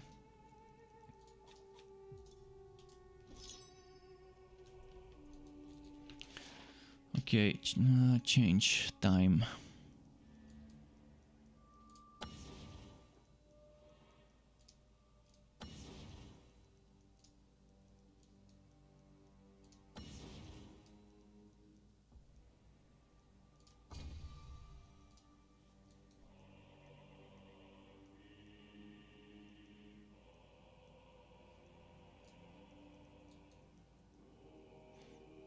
$30, $13, $5.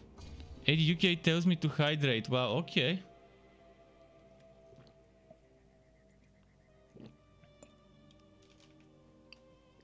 And to give Sky a petting. And that's the thing, I don't know where Sky is. Oh, he's there. Let's go give him a petting now. And welcome back, 80.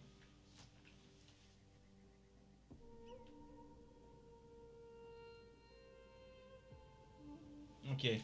He got woken up for a petting and he's back to sleep. Didn't affect him much, so I'm getting 30 crit, 13 regular and cost reduction, and here I get 44 crit and 8 regular damage. Obviously this is better. Oh, I forgot about this cooldown. I want that cooldown.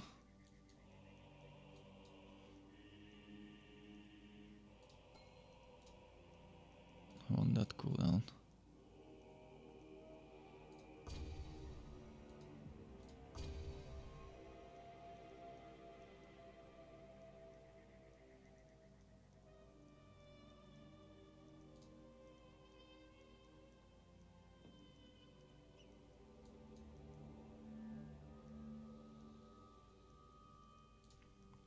So 45.8.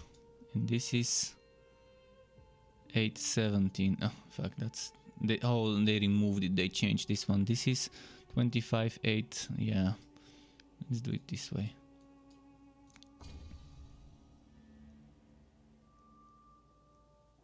I guess 5% damage is the best I can get with that 1 point.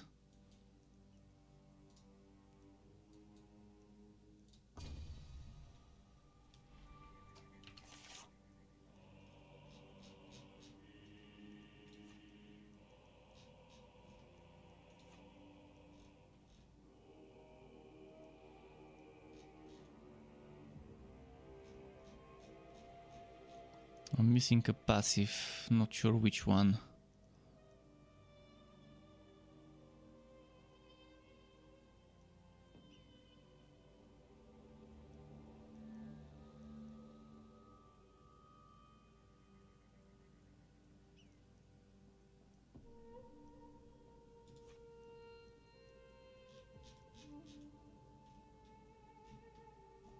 Wait, I'm missing something here. I can't remember what.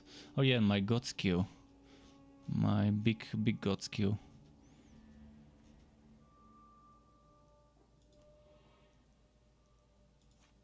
Maybe the small god skill, or should I use this?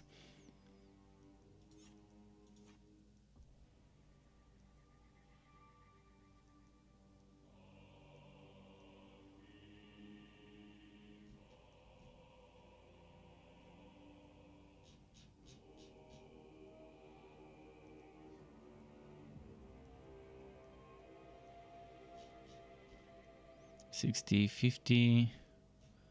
Let's do this, and now I've got some points to get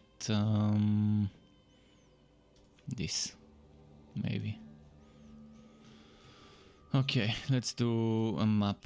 First a tower, then a regular map. Let's see if I missed some comments. Baron Samedi says the game left him disappointed with design. I'm assuming he talks about Torchlight 3.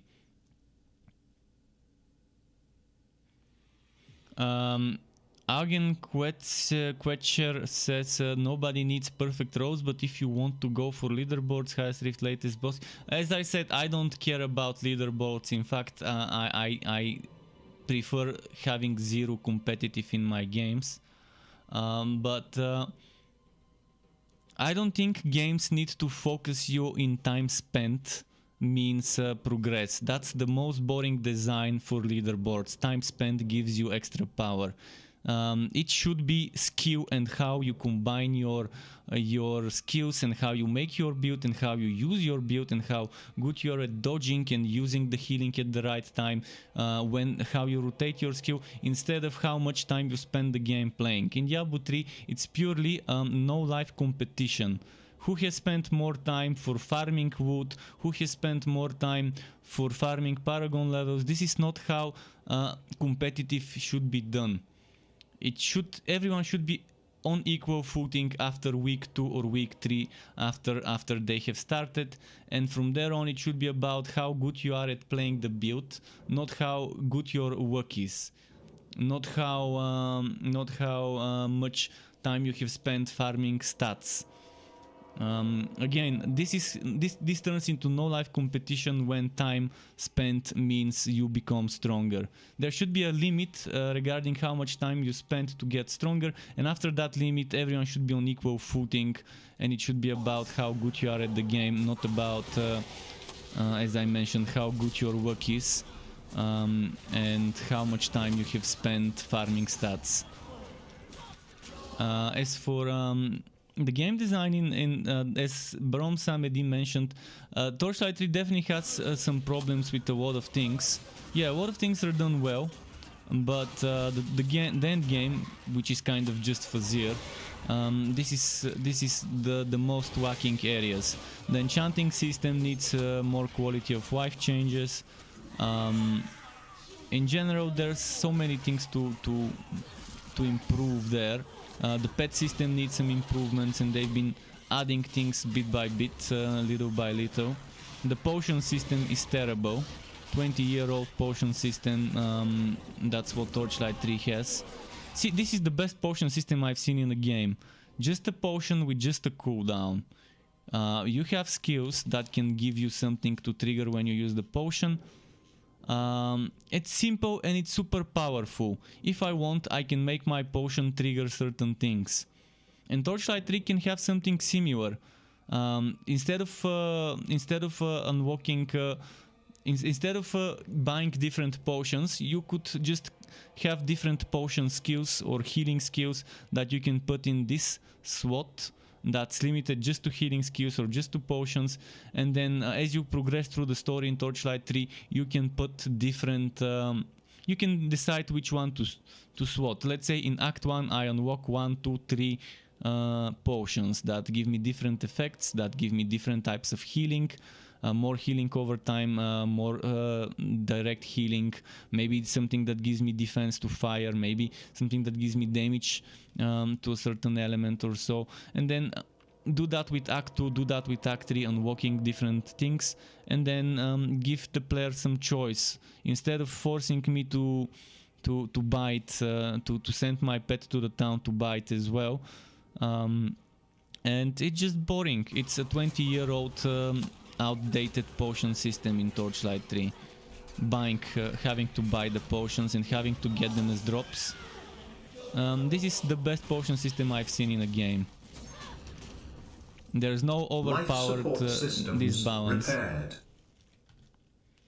AD UK gifted a sub. Thank you very much, AD. Thank you very, very much. Right in the feels, dude. Who was the winner? He gifted it to Separator. Separator, congrats to you, dude. Welcome to the Struck Club. Enjoy the sub. And really appreciate the sub again, AD. And I'm gonna go back to the comments after this map. Let's see if I missed something.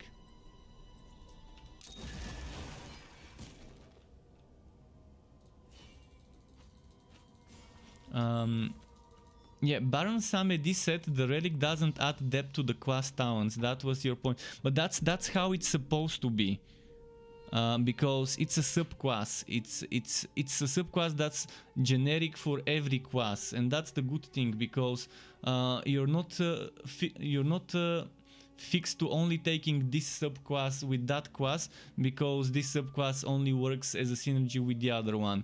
And yes, there are actually synergies. There are synergies that are invisible. For example, some heroes have poison skills and bleeding skills, and those can synergize with the relic. So it's not that the relic adds a synergy, it's the other way around. It's the class adds a synergy to the relic by having things that give you those effects. But you don't need to use the class skills. You can just use an item that gives you chance to bleed or chance to poison, or you can use the passive. So there's a lot of freedom. You're not stuck to only using specific skills with that relic, which would have been boring. If I could only use Bane with a Realm Master that has the flying picks with poison from that item, or with a Scout's Bones build, or with a Poison Dart build, and never with a Disc Mage, because the Disc Mage does not have real poison. It has Consecration that does poison damage, but not poison over time. That would have been boring if I had to just play it that way. But now you have the option. You can add poison from passives. You can add poison, well, not poison, but other things you can add, like burning and chance to shock with passives. You can add chance to X ailment with gear. It's providing a lot of freedom. So I don't feel like I'm stuck to playing just this relic with that class because it's the best for it. It's like having ice cream and just putting a different type of topping. Some people prefer caramel, some people prefer strawberry, some people prefer vanilla, chocolate, whatever. It's optional. You pick whatever you like. You're not stuck to only using that one with the other one. Let's do a regular map now. So again, there's some things that maybe could be invisible. Maybe people could not see them at first, how they work. There are definitely things I don't enjoy myself, but yeah, in regards to the class and subclass system, my biggest problem is that I don't have enough hero slots. I don't have enough hero slots, and if I want to have 20 heroes, one of each combo, class and subclass, I need to create 13 on the online server, and then the other 7 need to be on the offline server.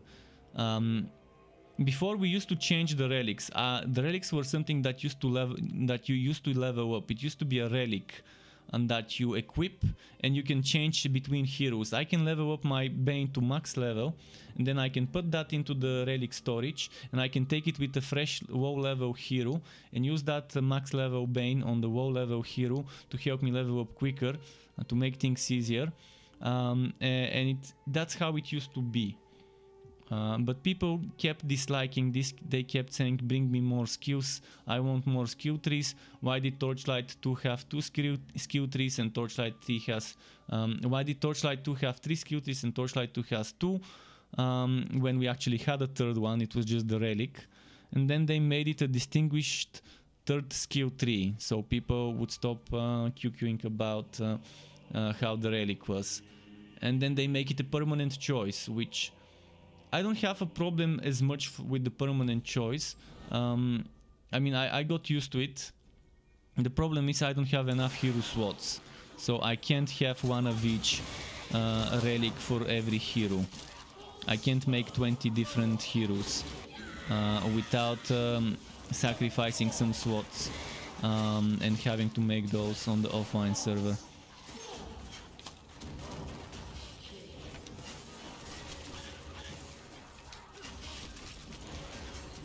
Okay.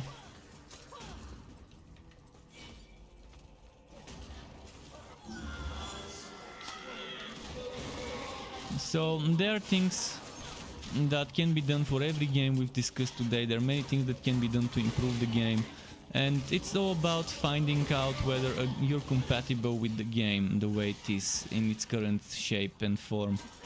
I'm definitely not compatible with games like Path of Exile. but with this game and with Torchlight 3, there's the least amount of things that I dislike. And the same goes for Grim Dawn. There aren't many things I dislike about Grim Dawn. I've just played too much of it to the point where it's just more of the same whenever I revisit the game. But I really love it, so Grim Dawn is probably, in my opinion, the best out there in the genre in regards to content, diversity, item diversity for builds, and quality of life, and mods.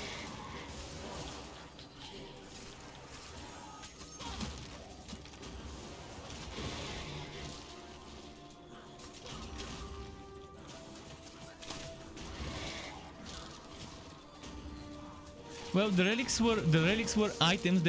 First they were relic weapons, then they changed them to relics, and they had separate levels, and they had skill trees that gave you basically what the relic had before. Is they had the relic ultimate, which is now the level 20 relic skill, and they had the venomous maw, sword smash, chaotic strikes, that kind of skill, the leg of mayhem skill. They only had 2 active skills, and they had 3 passive skills that you could level up, which were procs and things like that. And that was it. And it was something you could level up, but you could level it separately and exchange it in between heroes. Just people didn't like it. People kept saying, make it more like Torchlight 2. We don't like this. Give me more skill slots, because we only had 5 skill slots with the relic one, making it... right now we have 9. Before we had 7. We had 6 skill slots, which was 4 skills, left click, right click, and the relic power hotkey, which was a separate dedicated hotkey. And then they made the relic hotkey an additional one on your skill bar and added 2 more skill slots for a total of 9, which is pretty good. It was good, but I was pretty much used to having a limited number of keys, and console players definitely would have liked it much more before. But I like now how we have more skill slots, so this thing I'm happy that they did. But even if they didn't, I still would have been fine if they kept the old number of skill slots.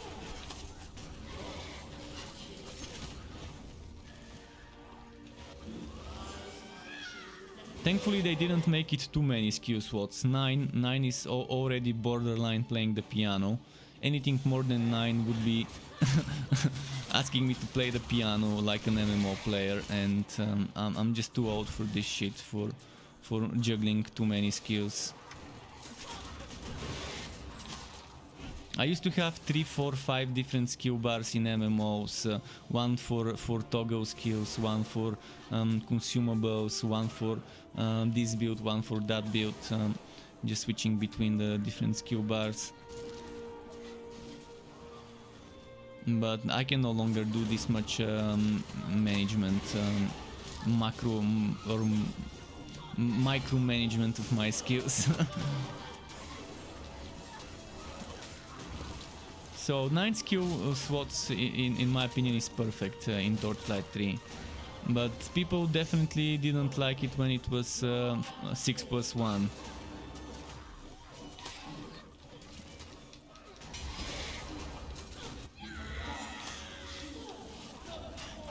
And they've added so much diversity in regards to new items and item granted skills that they've just they've increased the build diversity vastly in the last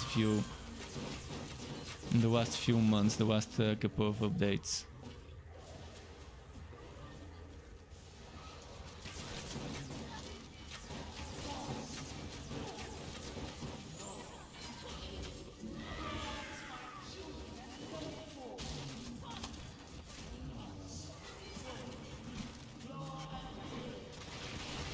Okay, got some fragments.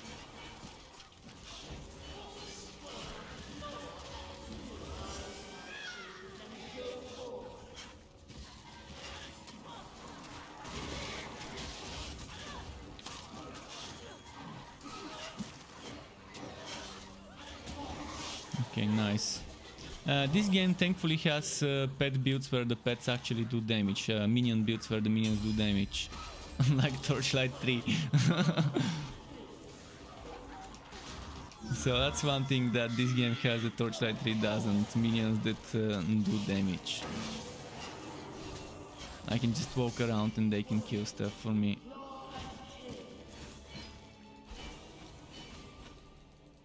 Obviously I have to recast and I have to trigger certain things. I have to use my own skills if I want to make the minions stronger. So wow, using cooldown skills I'm triggering Duelist Chain Reaction, which gives me up to 300 crit damage, which applies to the minions.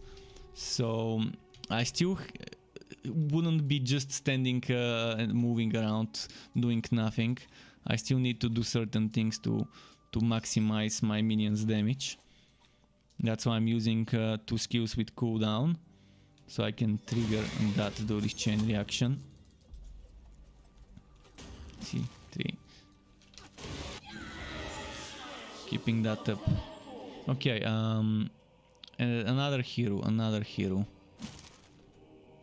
And Separator says, just complete level 39 quest for the genie in Torchlight, and I thought I was done. Now it says I have to, yeah, you have to go up to 83 and then another one. It's 251 stages. So this quest keeps, you keep getting trophies. While reaching certain stages, you get a cosmetic item you can put in your fort as a trophy. This is kind of something new.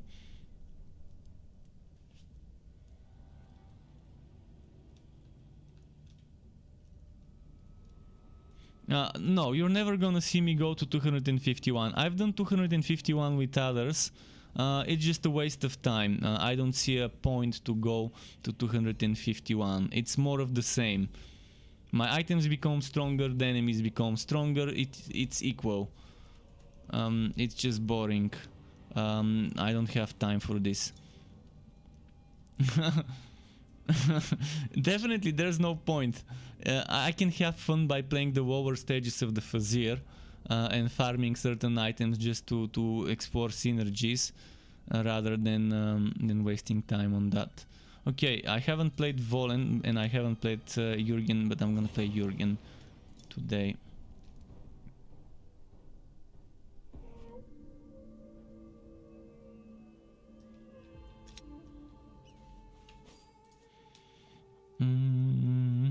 Let's do this.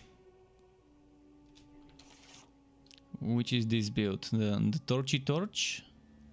Is that the Torchy Torch? The Torturator? Blessed Flames. Let's do something that's not Blessed Flames. Enough with the Blessed Flames.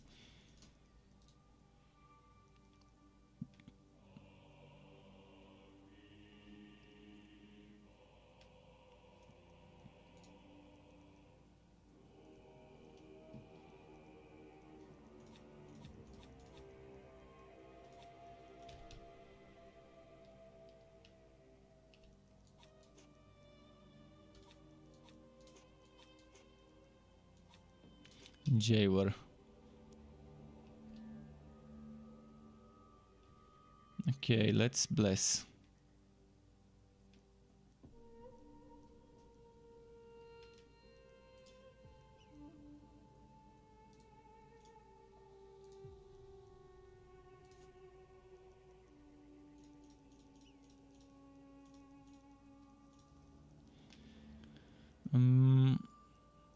Not sure I wanna lose this much HP. Let's do something like this.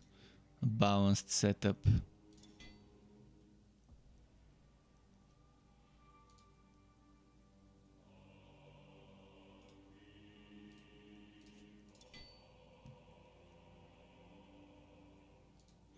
And here I'm gonna do the same.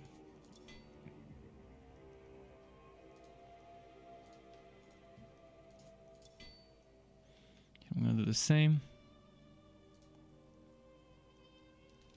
Okay, nice.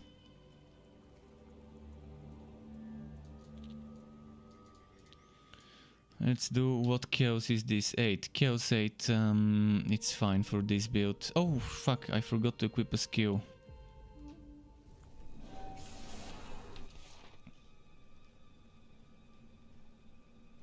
think it was my heroic trap skill that's missing.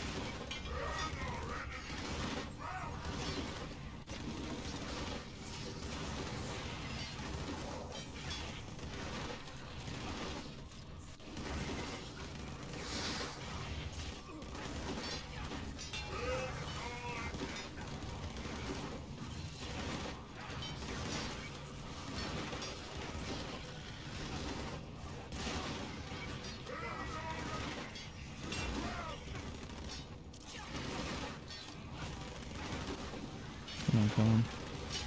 Ah, healer then. Not a fan of the mechanic of this trap skill. Juan says, I just bought this game yesterday on sale because of your vids, thank you. Well, I'm glad to hear that the game seemed fun to play on the videos. It's definitely not the worst game out there, but it's far from the best, so mediocre game. It can still offer a lot of fun when you're, especially if you want to explore different classes, different builds, to make it a little bit more spicy. Because right now, if you stick to the same hero for a long time, you're gonna get bored very quickly. But the game has stuff to offer. If you get it discounted, it's gonna provide enough entertainment to make up the money you pay for it if you get it on a 50-60% discount. That is, unless you want to play the same build for a long time. If you want to play the same build for a long time, you might get a little bit disappointed.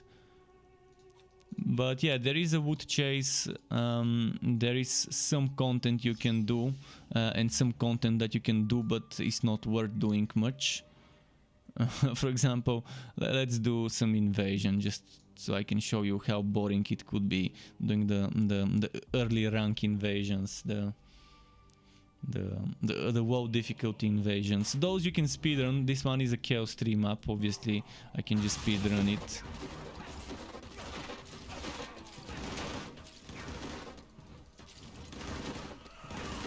And the thing is, you have to complete certain things to unlock other things.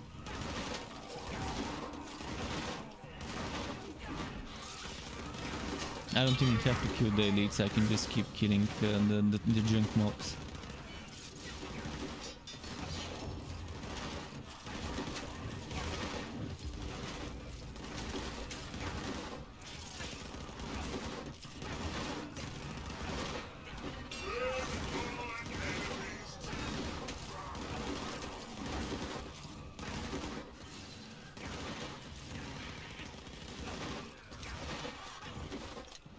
Where's the creature? Let's go find it.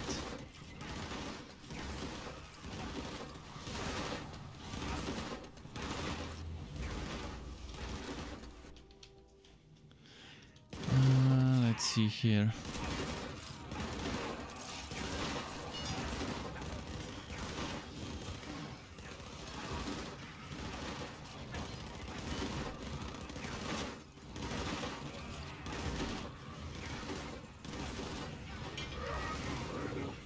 And see, that was the super trivial easy, but this is Chaos 3 content.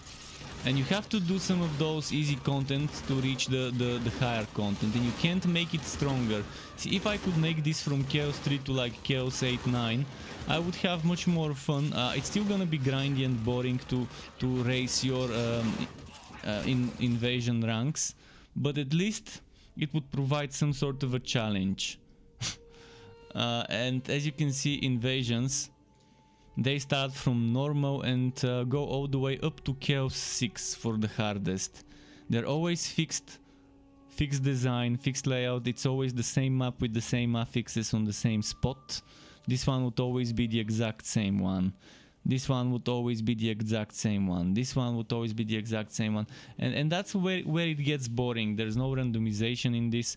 And since you can keep pushing, like if I complete rank 10, I used to unlock up to rank 19. People are saying you can only unlock up to rank 15. Unless I see it for myself, I won't say whether it's changed or not. But I don't feel like pushing an invasion to find out soon. Maybe I need to do it though. And I prefer just doing Tower of Chaos and Relic Hunts. It's more fun doing those. Let's do maybe this. You're trying the Witch Hunter. The Witch Hunter is the weakest of them all, so keep that in mind. Out of all 6 heroes, the Witch Hunter is the one that really needs some loving, some buffs. Alessa used to be the weakest one, now it's no longer her. Now Alessa can actually do Soul Chaos 10 with certain builds.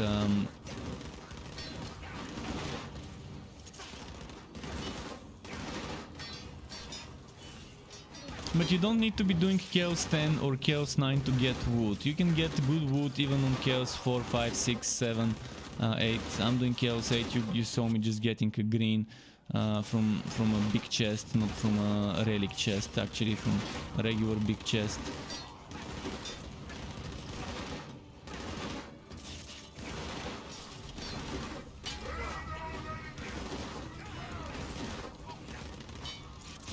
But there is some nice build diversity when it comes to some heroes. For others it's not that much. I guess some heroes have more viable builds than others. But every hero has a few viable builds. Just this guy is kind of his strongest builds seem to be not as strong as the others. I think this guy is okay for up to Chaos 8. And Chaos 8 is fine. You don't need to go Chaos 9 or 10, as I said, to have fun in the game.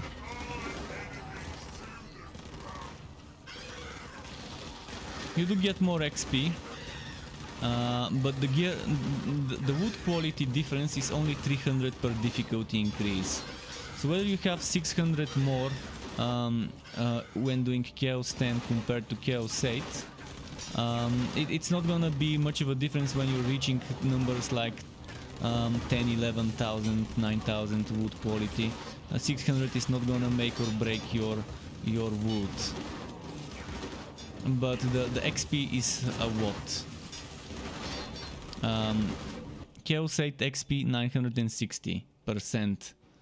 Chaos 10 it's 2,500 and something. So if you can do for the time you do 10, for the time you do one Chaos 10 map, if you can do 3 Chaos 8 maps, it's obviously better to do 3 Chaos 8 maps, even for the XP. I haven't tested it myself, how long it would take, like a difference between 8 and 10, but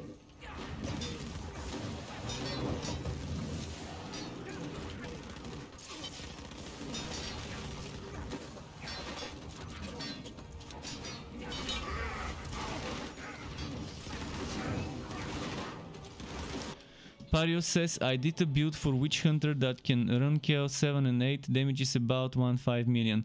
Oh, 1.5 million is not bad.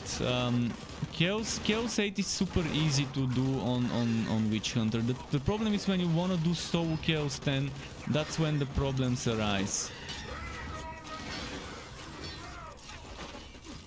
I mean, the Witch Hunter has very good damage on the blessed set, the fire, the flames, blessed flames set. I can show you in a moment, and I can go to that set.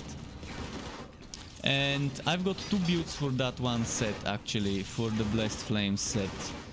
One of them is with the torch, the other one is without the torch. One of them is damage over time, the other one is without damage over time.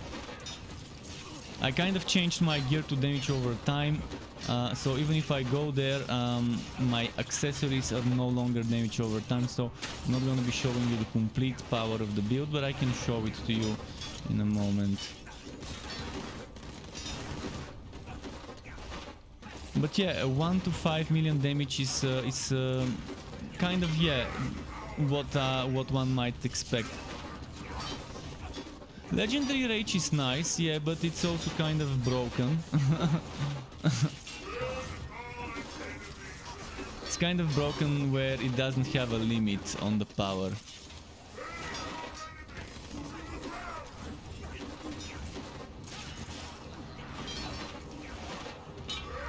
But there are a lot of things broken with this hero's items. Some of this guy's items just don't work the way they should. The same way on Kiwa, one of the pistols is broken still, ever since they launched her more than half a year ago. Like 7 months ago or so is when Kiwa arrived, and ever since then the Forge Blood still hasn't been fixed. But I don't like playing the Torch. I'm gonna be honest, the Torch feels boring. It keeps me in place for a... I need to stand in one place for a very long time. And I just don't like that. But it's fun, it's definitely good damage with the Torch.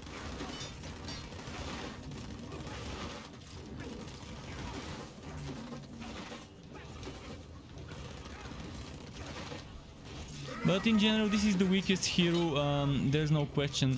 There's no other hero as weak as this guy. I've tested all the heroes, I've tested so many builds. He just needs to be buffed a bit in order to make it viable for Chaosbane solo. His survivability is not as good as the other heroes, as some of the other heroes, and his damage is far from any other hero out there. Right, let's just leave this map.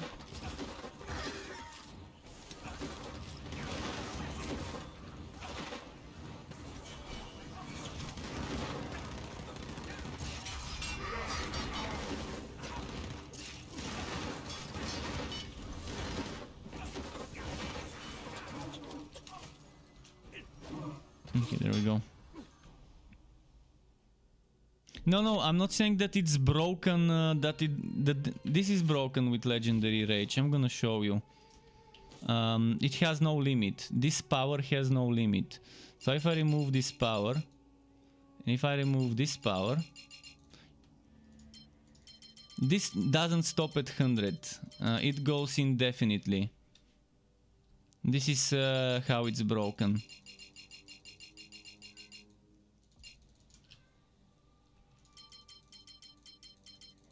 So it needs to be fixed. Right now it is pretty broken. But it's not gonna make your damage go up, it's just gonna add additional damage. And that's what's gonna happen. Actually, let's try and show you those explosions. There's dummies in the town, so I can show you.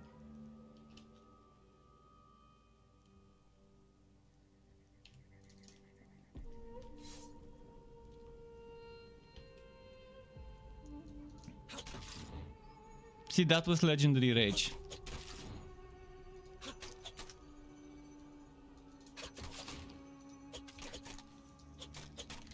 See, this AoE damage that triggered was the Legendary Rage.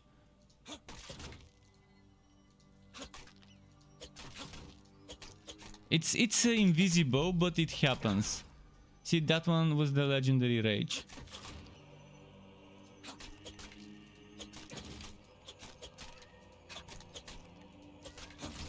Unless it's something else, I think it is the Legendary Rage that's triggering.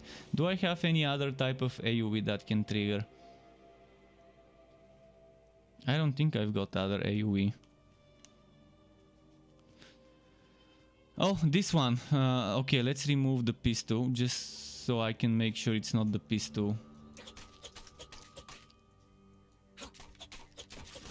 Yeah, it's still triggering even without the pistol. And it's 1,500 something. So it's exactly the damage I see here. Kind of, roughly, plus minus a bit. So you can see okay results, but if the limit is 100, obviously you're not gonna see that huge of a number. Best AoE melee character. Well, I don't think Bragi is considered melee for every skill, but Bragi has the best damage as a melee character. The mage has very good melee skills as well. In fact, the best builds on mage are melee builds with the Blade of Azire and stacking, getting the enemies close to you.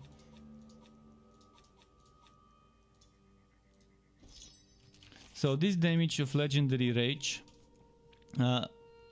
if we know that it shouldn't go over 100, if we know that 100 power is the limit,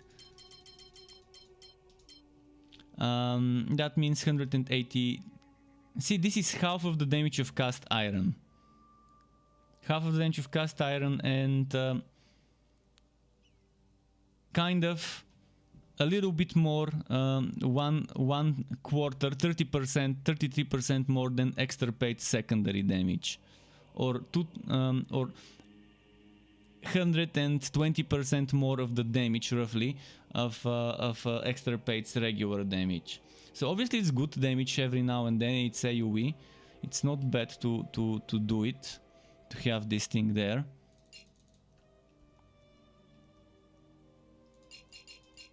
And you can probably do it something like to not have it maxed out. You can do something like this, maybe.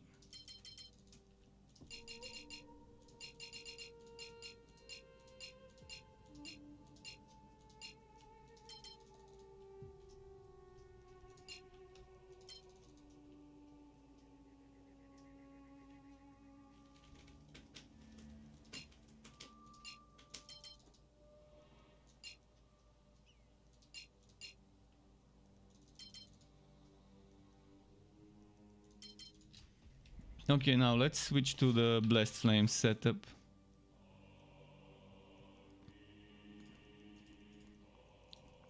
They're not gonna have max damage over time because, as I said, I replaced the damage over time here.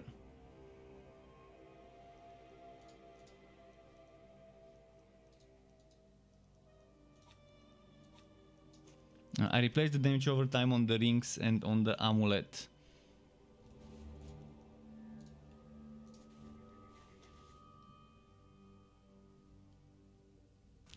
Bragi is amazing, and welcome back, Hirion. Welcome back. Bragi is just, yeah, he's fun. If you want highest crits possible you can get in the game, he's the one. Wait, where is my torch? Where did the torch go?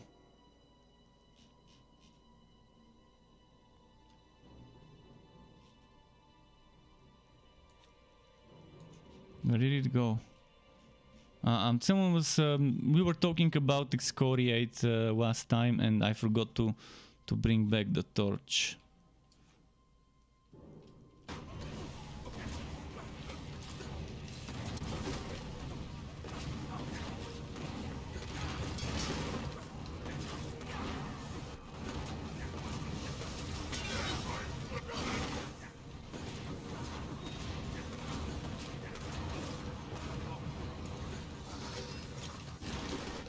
But this damage cannot compare to some of the other heroes' damages.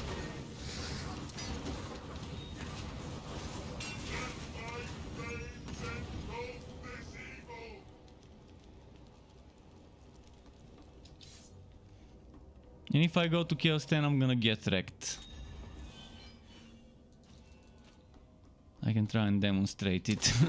Should I go demonstrate Chaos 10, how quickly they're gonna melt me?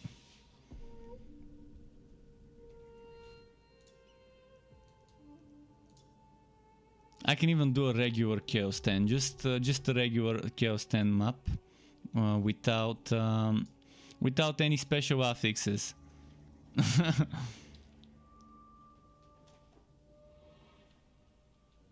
This guy a petting.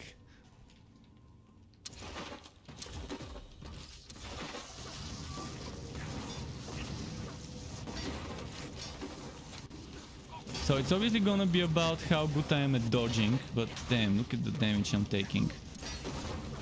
It's taking a while. Just to kill the basic enemies, it's taking a while. Look at that. It's a very prolonged fight. And with more health drain, maybe you can survive. The problem would be the bosses. See, I can survive. I'm actually doing much better than I expected. But a moment of getting distracted and not dodging, and boom, 2 shots. Whether it's worth it, the time you're spending for just a little bit of extra wood quality, I don't think so, but if you want the XP, maybe you can just kill the trash mobs, ignore the elites, just so you can get some legend ranks.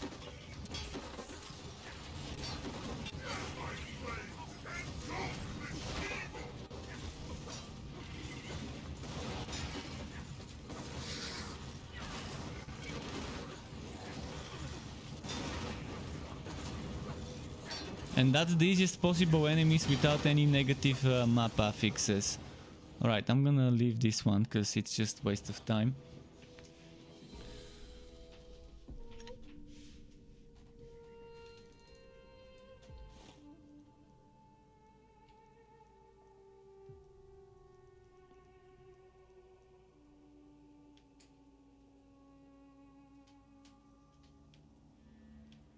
And someone mentioned something about barbed irons helping. Barbed irons is not gonna be better than Saintly Blade, as far as I can tell. Because it increases the physical damage. So it's not good for Holy Torch.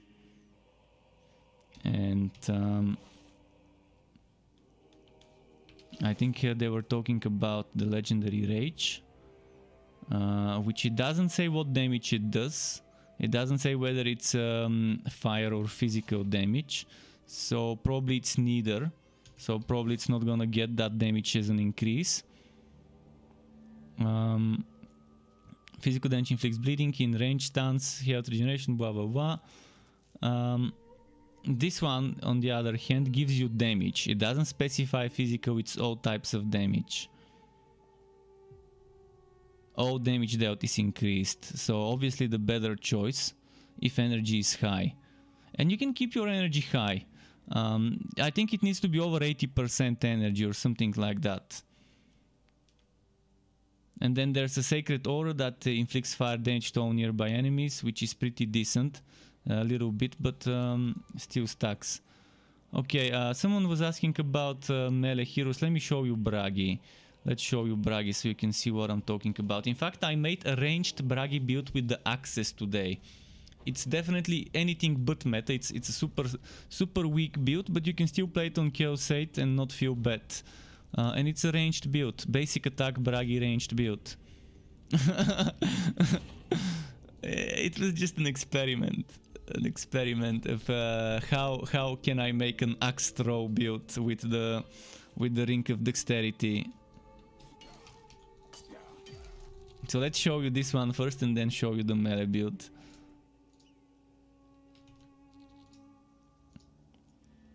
What Chaos am I on? Chaos 9. Chaos 9, maybe I should go to Chaos 8 just to make sure I'm not getting wrecked too much. Although on Chaos 9 it can do Chaos 9. I think this build can do Chaos 9 if you play it well. I mean, I just played it earlier today, but...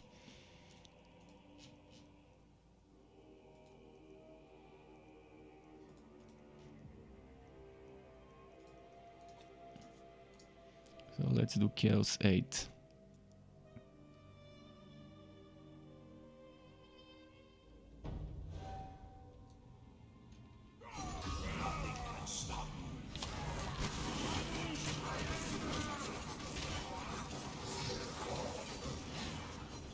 So obviously my axes do much less damage than my other things, but it's still 10, 12 million, 16 million damage with the axe. But with my aura, the one that's next to me, when the enemies are next to me, they can take up to 40 million just from the aura. So there's that to consider.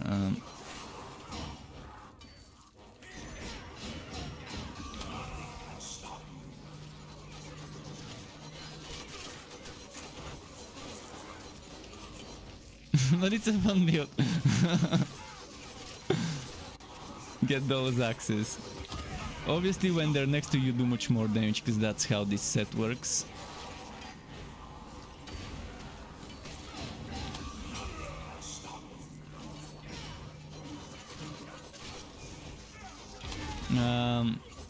Bandit CI says, after busy workday, playable a little. Do you mean for this build? Yeah, this is more of a fun build. After a busy day, if you want to play it a little, if you don't want to push, just want to do some casual farming, this is gonna be super fun. Use those axes. Throw those axes. Get those axes flowing in the air.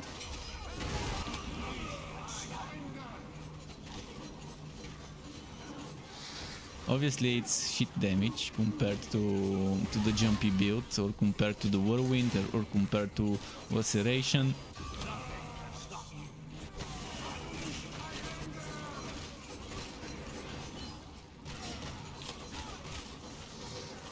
So this is the Chaos 8 content that I was doing with the Witch Hunter, and you can see how much quicker I'm doing it with the...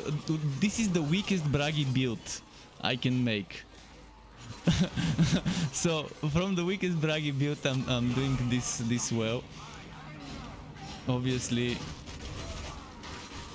you can see just the differences in numbers, and this guy can do 200 million damage in a team. In a team with the strong build, it can do 200 million damage plus. So he can probably do 100 million damage plus with the right skills, with the right items.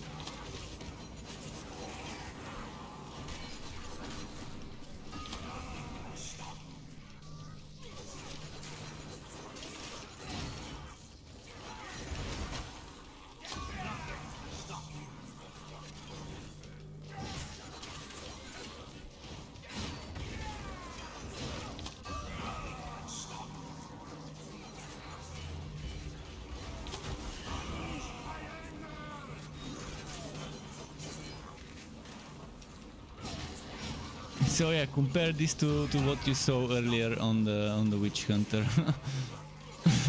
I can just walk around and they would die. Let's just show you. 39 million just with walking around, without even using this for the extra crit stuff.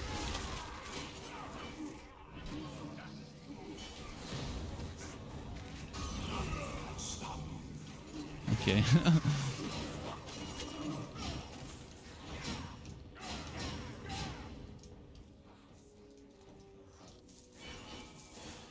So the Witch Hunter needs a buff, without a doubt. He's fine for Chaos 8, maybe up to Chaos 9, but Chaos 10, you still can do it, but it's gonna take a unnecessarily long time to do a map.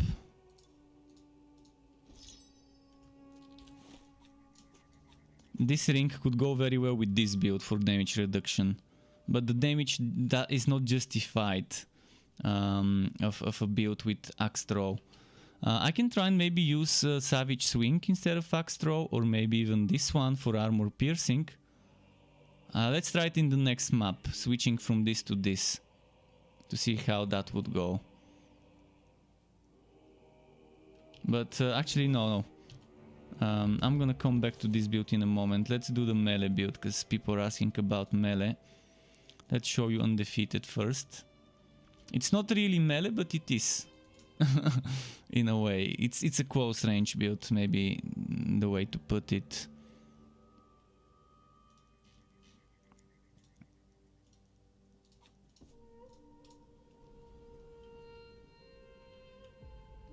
This is one version of the Crit Monster 3.0 with the undefeated set. You can do it with other sets, but the undefeated set is the one I like the most, because it gives you a lot of HP and good energy again.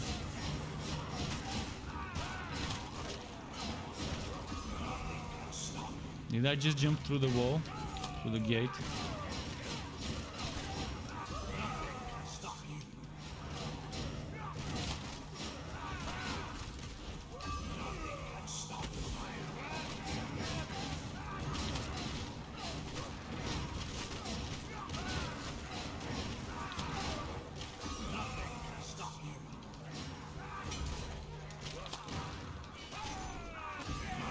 And my cooldown is not perfect. My cooldown reduction is 51.2. The limit is 80.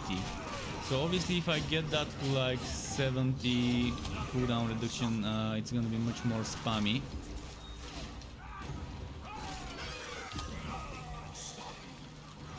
And I'm so bad at controlling this. You can see sometimes I'm jumping far from the enemy and I'm not hitting anyone. So some people would be much better at controlling that.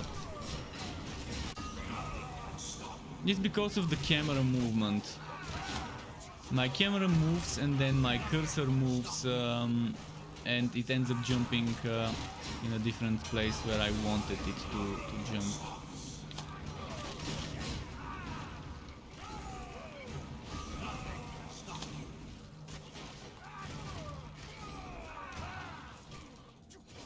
And normally this setup is better when there's more enemies next to you as a result of this. Oh, I'm missing a very important piece of equipment for the setup. I was wondering why I'm not stunning the enemies and why I'm not applying bleeding with stuns. Now the damage goes up big time with this little change. This means I can stun with my Ring of Resonance, which applies bleeding, and that gives me damage based on nearby bleeding enemies. And obviously when you have more bleeding enemies nearby.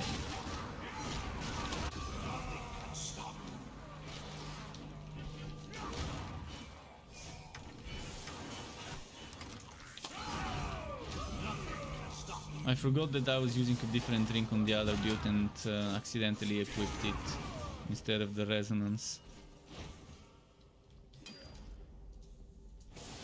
Now let's try a basic attack build with that other skill. As I mentioned, I want to test it.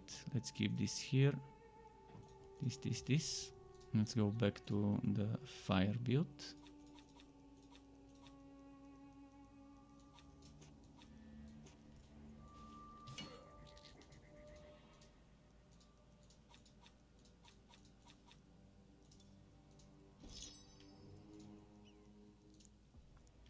And let's just change this axe for Fury.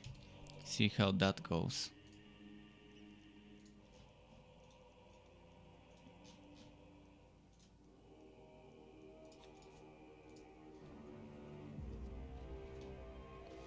And Bandit CI was asking if it's worth buying, and I missed this comment. I saw the other one, not this one.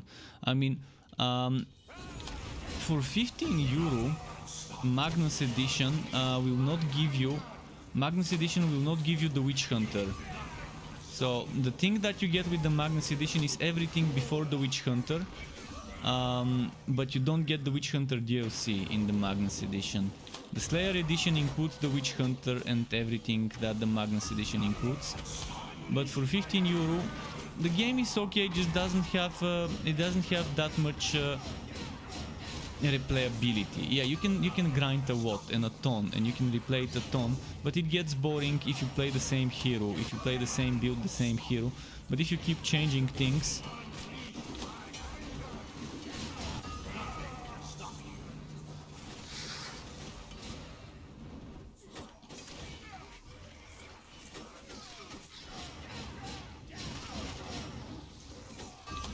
so this basic attack build basically works with any basic attack. And with that basic attack you keep healing yourself.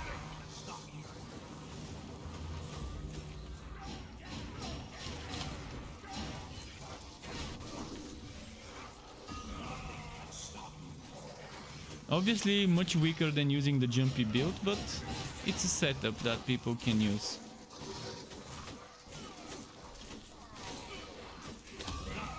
But it's definitely not my basic attack skill that makes me strong. It's the Grimnir set and the heroic skill from the Grimnir set.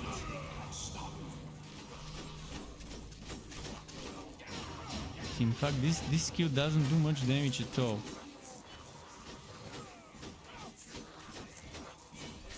I can't tell if those high numbers are from the aura. I think the 5-9 million is from the skill, and the high numbers that go up to like 30 million and so on and 40, they're from the aura. But the skill keeps healing you, so there's that. See, this one is 350k. 2 million. And this one is 799, and this one is... it doesn't say how much damage for the aura. It would be nice if they show us the aura's damage per second. The lower the player's health, the more the damage of that aura. That's why it works well with laceration build, because you constantly lose HP.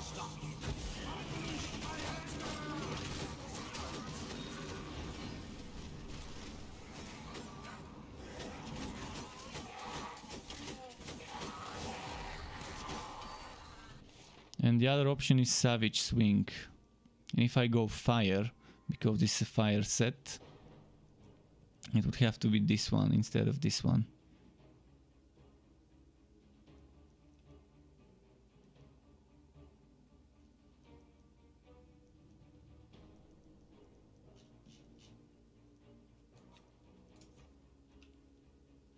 I forgot that I can upgrade this with the extra spare points. Just got Chaosbane Inquisitor for $10 each on PSN. They're definitely worth picking up for that price. Yeah, I'm not a fan of Inquisitor, but I know many people are. I know it's just not my kind of game, especially the way they ruin the mages. For $10, the problem is, did you get the thing is, did you get the full game with the Witch Hunter and everything, or is it just the base game without any DLCs? In my opinion, there are 3 DLCs worth getting. Tomb Kings, because there are some great skills that come with that campaign. The God Skills DLC, because it gives you an extra God Skill trees for some nice builds. And then the Witch Hunter, only if you want to play the Witch Hunter. If there is no Witch Hunter, but you still get Tomb Kings, which is Act 5, this act I'm in, which gives you skills like Hero of the Desert, an amazing skill, a little bit of everything. And then if you get the God Skill, the extra God Skills DLC, which gives you a second God Skill tree in every hero. So every hero starts with 1 God Skill tree by default, and then with the DLC you unlock a second one. And on some heroes like Bragi, you get certain nice skills, like this one, like fighting spirit, that can give you extra crit chance based on your counter attack damage.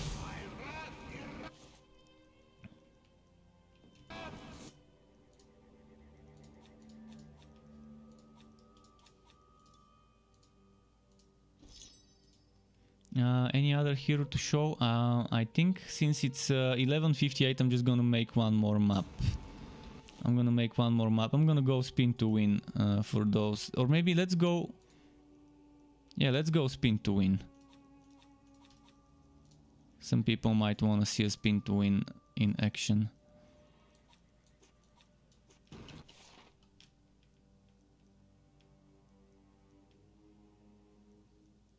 Should I go the fire or the regular one with the physical for the bleeding? I guess it doesn't matter, honestly.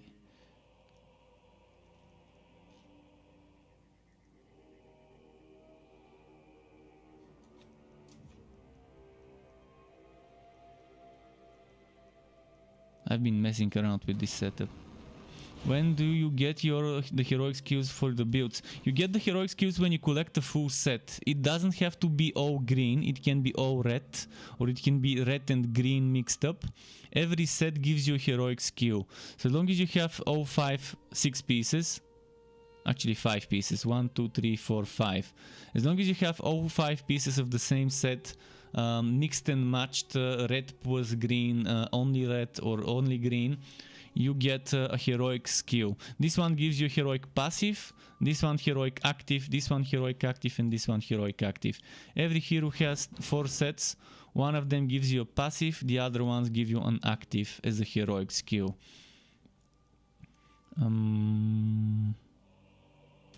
This maybe this and this.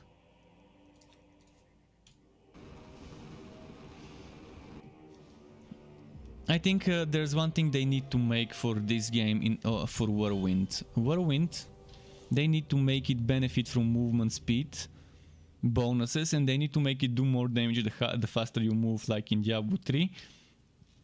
That way, using this skill, which can give you up to 50% movement speed, would be amazing. Actually, up to 60%. It would be amazing for Whirlwind builds. Right now, movement speed does not make you move quicker with Whirlwind. If you make it benefit from an extra damage boost when moving quicker, and if you make it benefit from movement speed visually, they can make Whirlwind an amazing thing in the game. Right now it's okay, it's not great, but it's not terrible.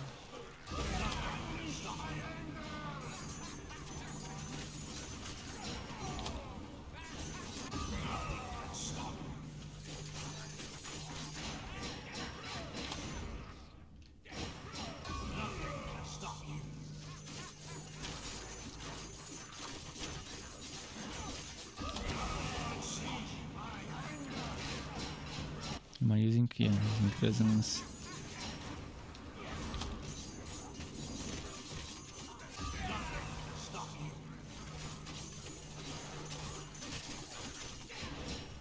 Voxix says, Struck, I walked and didn't hear your answer. The answer is, he said, Struck, in your opinion, best endgame build for Torchlight 3 right now? Well, one of the best builds, I'm not sure if it's the best, but one of the best builds is Miasmic Train, slightly reworked. So if you look at my Miasmic Train, my Bane Realm Master Train build, and maybe rework it using the information from some of the new builds like Imbue Relic, and maybe using things like the Lil General to give you an extra damage boost while when using Imbue Relic. Like using Frost Wall and then one more item of the set, and then maybe swatting the Lil General, and then using the Ancient Ember Boots. So there's some slight reworks, but in general, the core of the build, the Miasmic Train build, this is one of the strong builds out there. A Bane Train build with Flamethrower car, with Shotgun car as the damage dealers, and stacking minion damage. To get the train to do more damage because it counts as a minion. Although some things are bugged, the active skill of Flamethrower car, people are reporting, does not do extra damage, where other things do, like the active skill on Shotgun car does get extra damage from minion damage. So maybe it's just broken for now and it's gonna get fixed. It's still a strong build though, even with this being broken, you still get good damage. And it's easy lazy mode build. Lazy mode build, very easy to set up, very easy to start pushing with that build.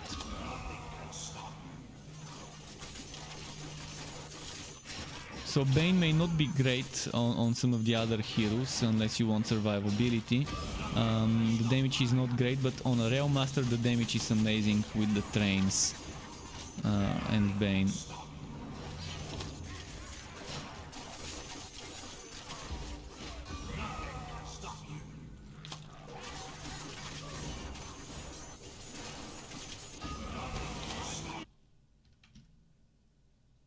And TRT HMT said, I wish we were allowed to choose race. I love dual wield, but dwarf is not my type.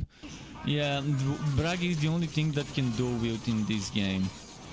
You still have other heroes that have two weapons, like a pistol and a sword, or a pistol and a hammer, or a blade and a staff. In fact, everyone has two things. Except for the soldier, who has two things, but one of them is a shield, so it's not really dual wielding. But every hero is dual wielding in this game, except Conrad. So you have a rapier and pistol on the human. On the elf you have dagger and bow. So it's not really dual wield, but she's wearing a dagger and a bow at the same time. And she uses those for different skills and attacks.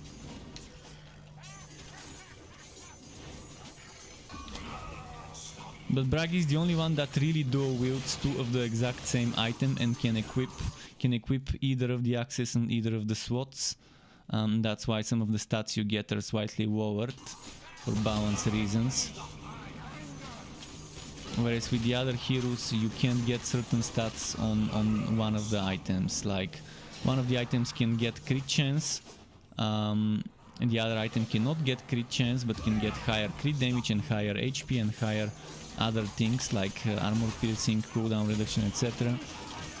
So one of them is more of an offhand when the other one is like a main hand.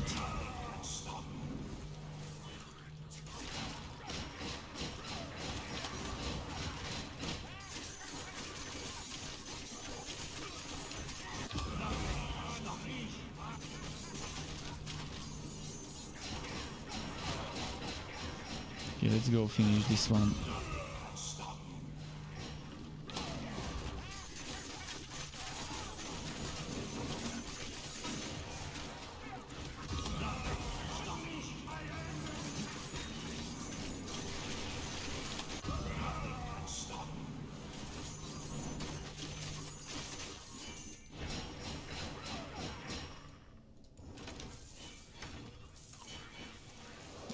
But yeah, a melee hero that can be strong is also the soldier with the meteor, the so on set. A little bit boring, but it's very good, especially for a party. He can be pretty decent. You just need to make sure you always have enemies around you when playing a so on set soldier. With those meteors falling from the sky, because the more enemies around you, the more they hit you, which means the more you block, which means the more your cooldowns get reduced, and the more you can spam the meteors that way. But it's midnight, it's 6 minutes past midnight here. I'm gonna go give Sky some food and his medicine. So thanks for tuning in, thanks for watching on Twitch and on YouTube. Until next time, keep it cool, Struck Club, and goodbye from me.